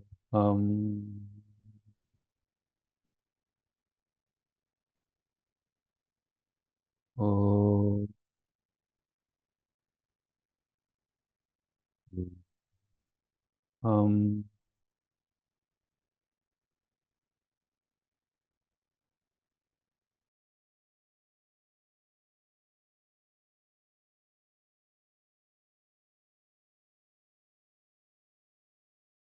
Shivoham.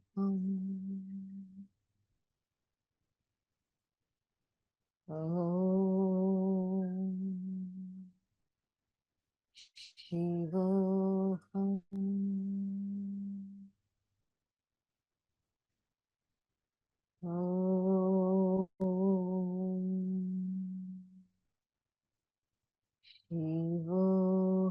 Om Shivoham. Om Shivoham. Om Shivoham.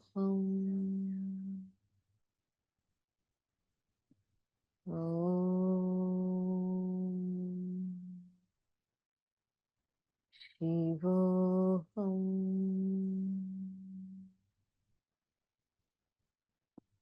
Om Shivoham.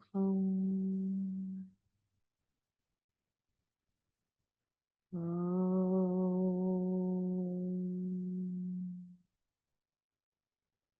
Shivoham.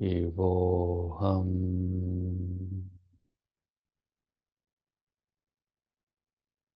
Om. Shivoham.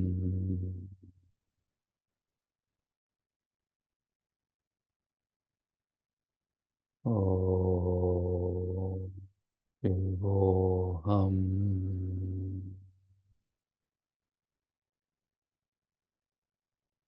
Om.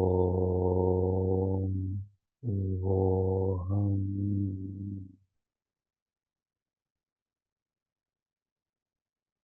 Om. Shivoham.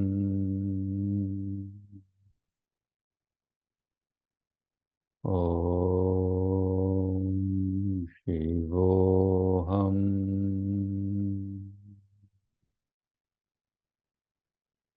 Om. Shivoham.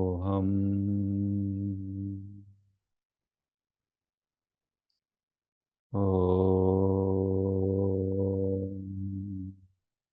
Shivoham.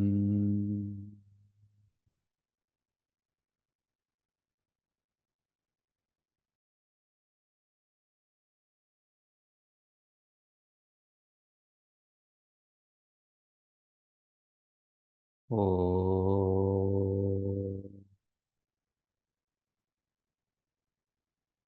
Shivoham.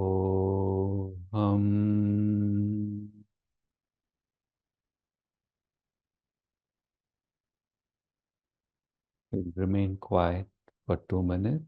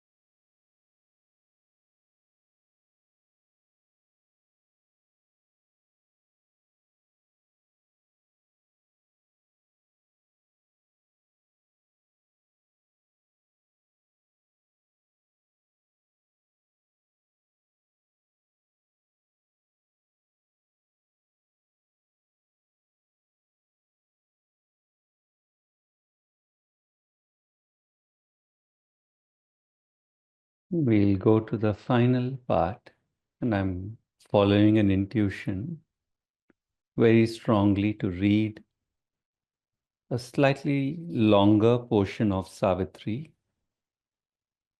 of Sri Aurobindo, where the giant dance of Shiva, tearing the past, is spoken about, and then there's a slow unfolding of a new creation.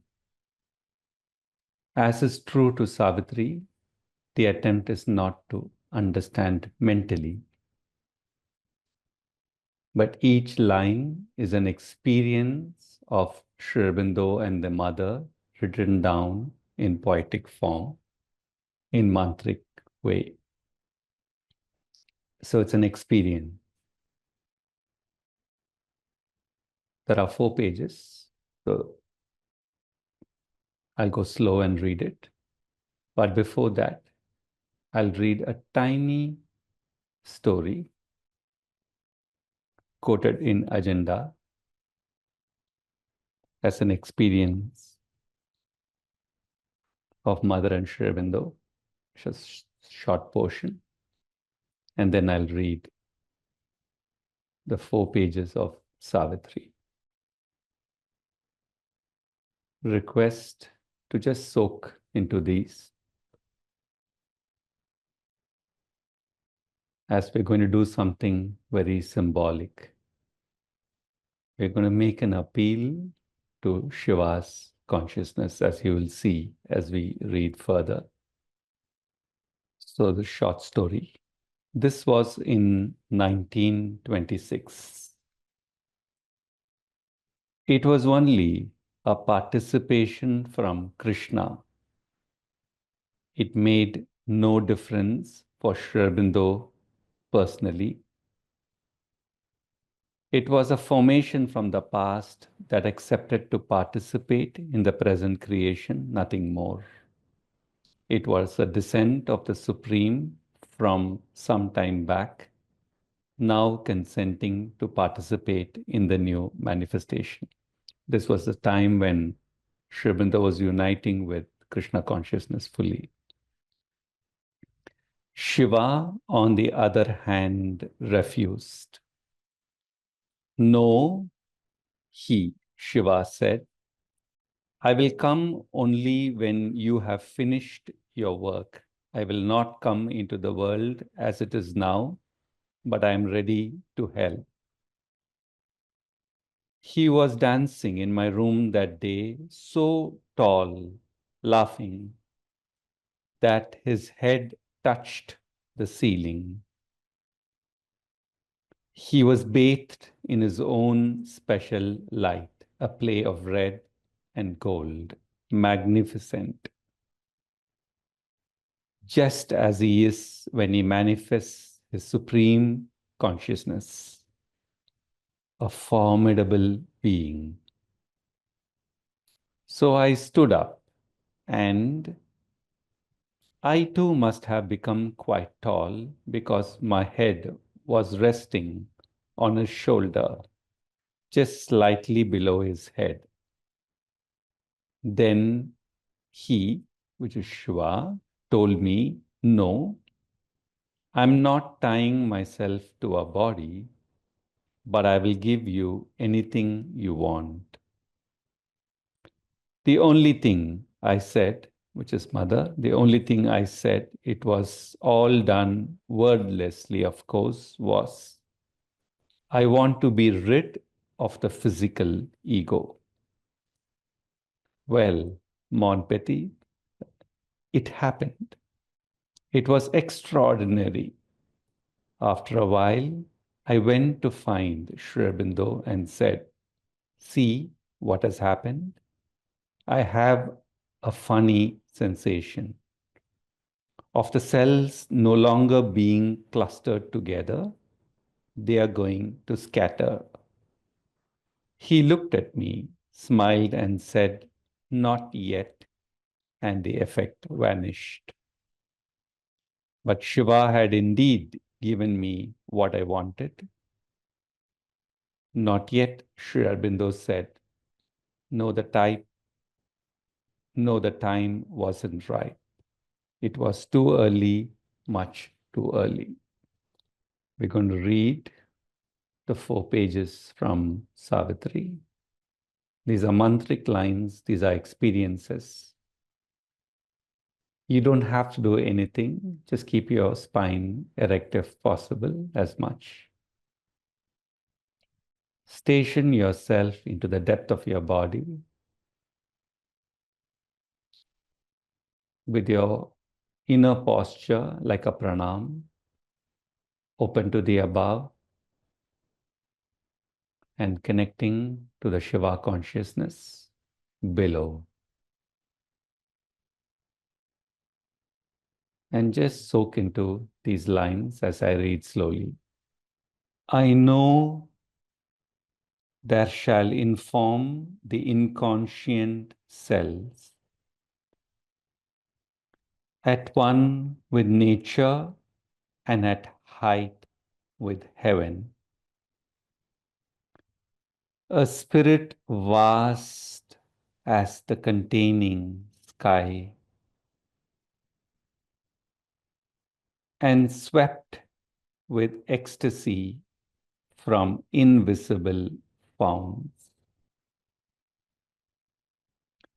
a God come down and greater by the fall. A power arose out of my slumber's cell.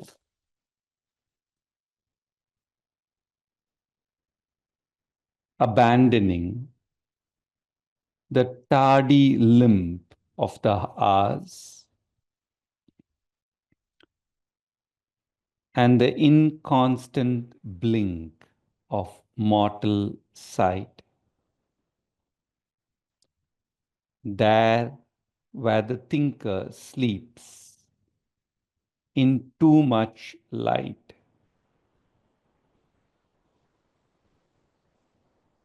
And intolerant flames, the lone, all-witnessing eye. Hearing the word of fate from silence heart. In the endless movement of eternity, it saw from timelessness the works of time, overpassed where the leaden formulas of the mind overpowered the obstacle of mortal space. The unfolding image showed the things to come, a giant dance of Shiva tore the past. There was a thunder as of the worlds that fall. Earth was overrun with fire and the roar of death, clamoring to slay a world his hunger had made. There was a clangor of destruction's wings. The Titan's battle cry was in my ears. Alarm and rumor shook the armored night. I saw the omnipotence flaming pioneers. Over the heavenly verge which turns towards life, come crowding down the amber stairs of birth, foreigners of a divine multitude. Out of the paths of the morning star they came, into the little room of mortal life. I saw them cross the twilight of an age, the sun-eyed children of a marvelous dawn, the great creators with wide brows of calm, the massive barrier breakers of the world, the wrestlers with destiny in her lists of will, the laborers in the quarries of the gods, the messengers of the incommunicable, the architects of immortality. Into the fallen human sphere they came, faces that wore the immortal's glory still, voices that communed still with the thoughts of God. Bodies made beautiful by the Spirit's light, carrying the magic word, the mystic fire, carrying the Dionysian cup of joy. Approaching eyes of a diviner man, lips chanting an unknown anthem of the soul, feet echoing in the corridors of time. High priests of wisdom, sweetness, might, and bliss, discoverers of beauty's sunlit ways, and swimmers of love's laughing, fiery floods, and dancers within rapture's golden doors. Their tread one day shall change the suffering earth and justify the light on nature's face. Although fate lingers in the high beyond, and the work seems vain on which our heart's force was spent, all shall be done for which our pain was borne. Even as of old, man came behind the beast, this high divine successor surely shall come. Behind man's inefficient mortal pace, behind his vain labor, sweat, and blood and tears. He shall know what mortal mind barely durst think. He shall do what the heart of the mortal could not dare. Inheritor of the toil of human time, he shall take on him the burden of the gods. All heavenly light shall visit the earth's thoughts. The might of heaven shall fortify earth's hearts.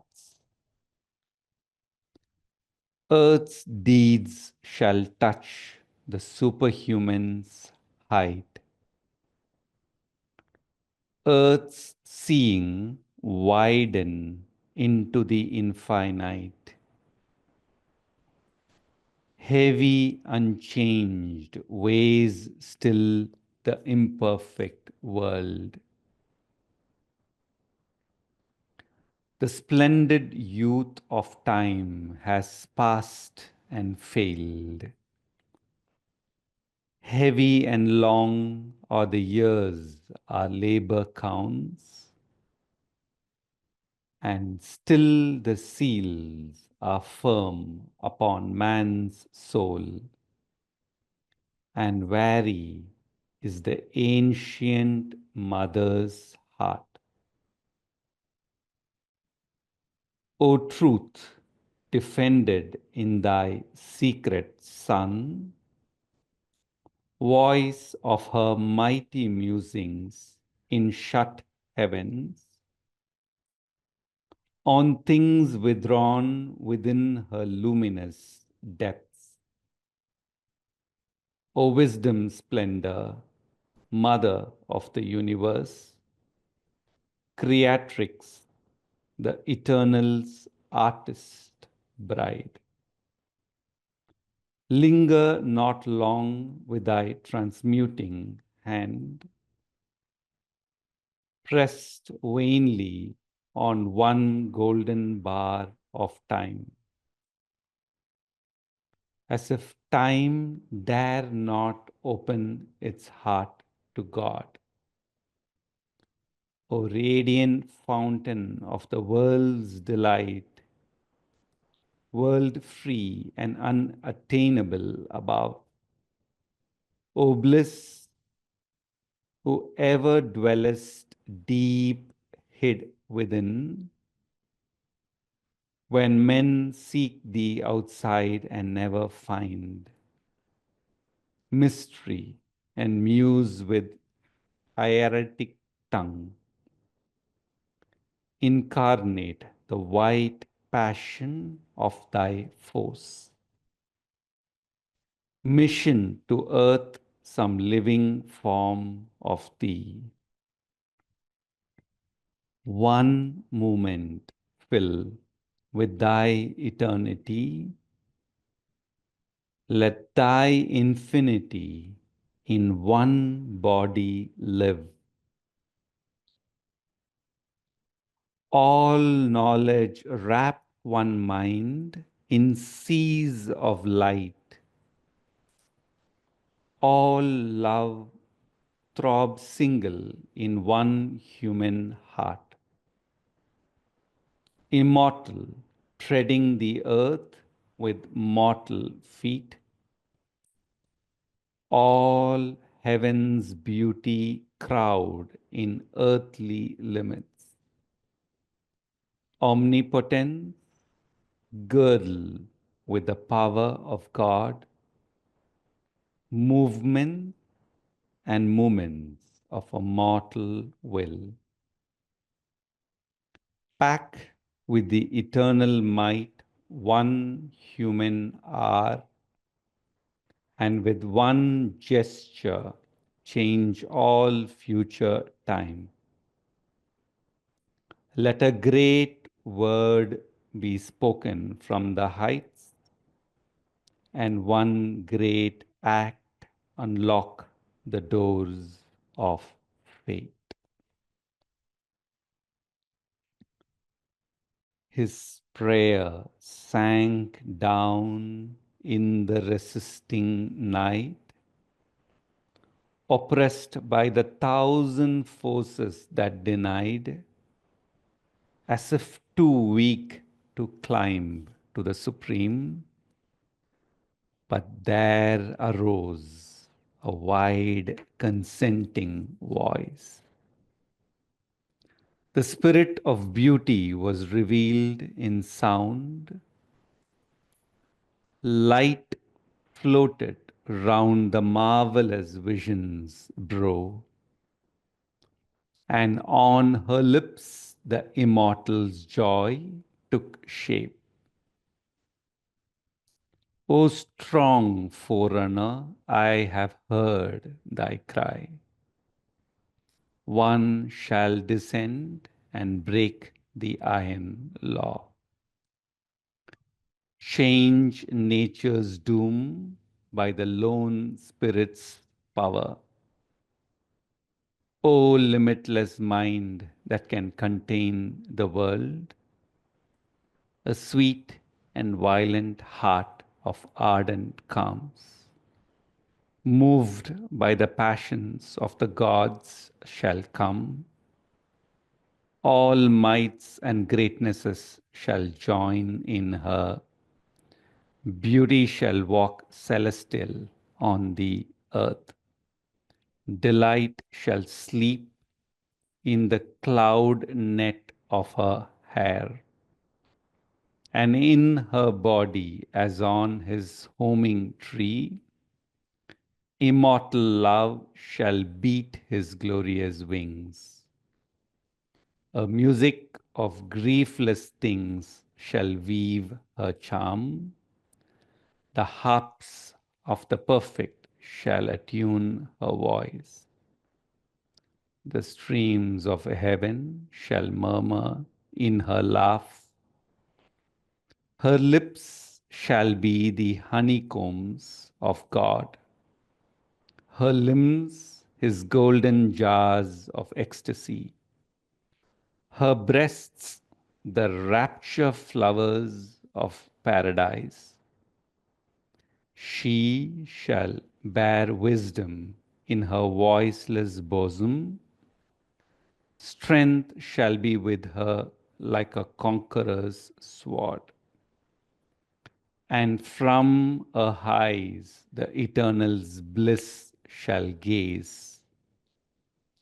A seed shall be sown in death's tremendous hour, a branch of heaven transplant to human soil. Nature shall overleap her mortal step. Fate shall be changed by an unchanging will. Fate shall be changed by an unchanging will.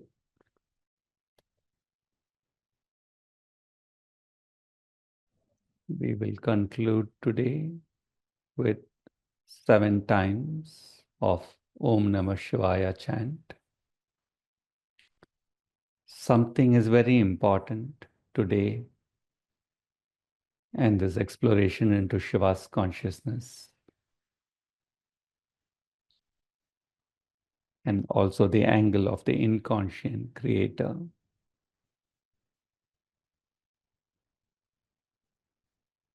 I'll do the chant on behalf of us, but all of you do join either verbally with your audio muted or silently, and let your sound permeate into the vastness, rise to the above, and penetrate into the depths.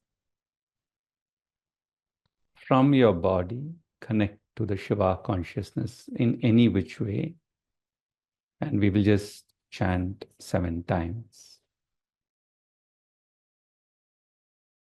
Om Namah Shivaya.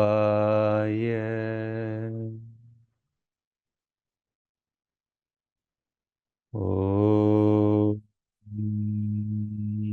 Namah Shivaya.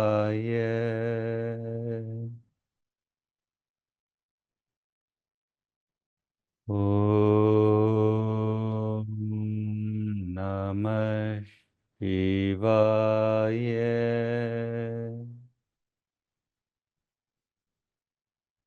Om Namah Shivaya.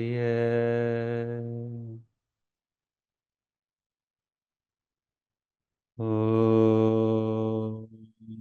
Namah Shivaya.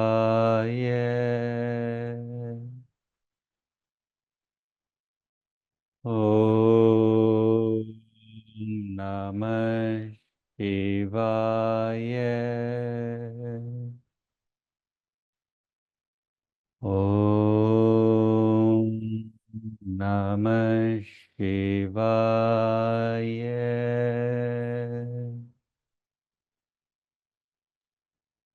Om. Thank you, everybody.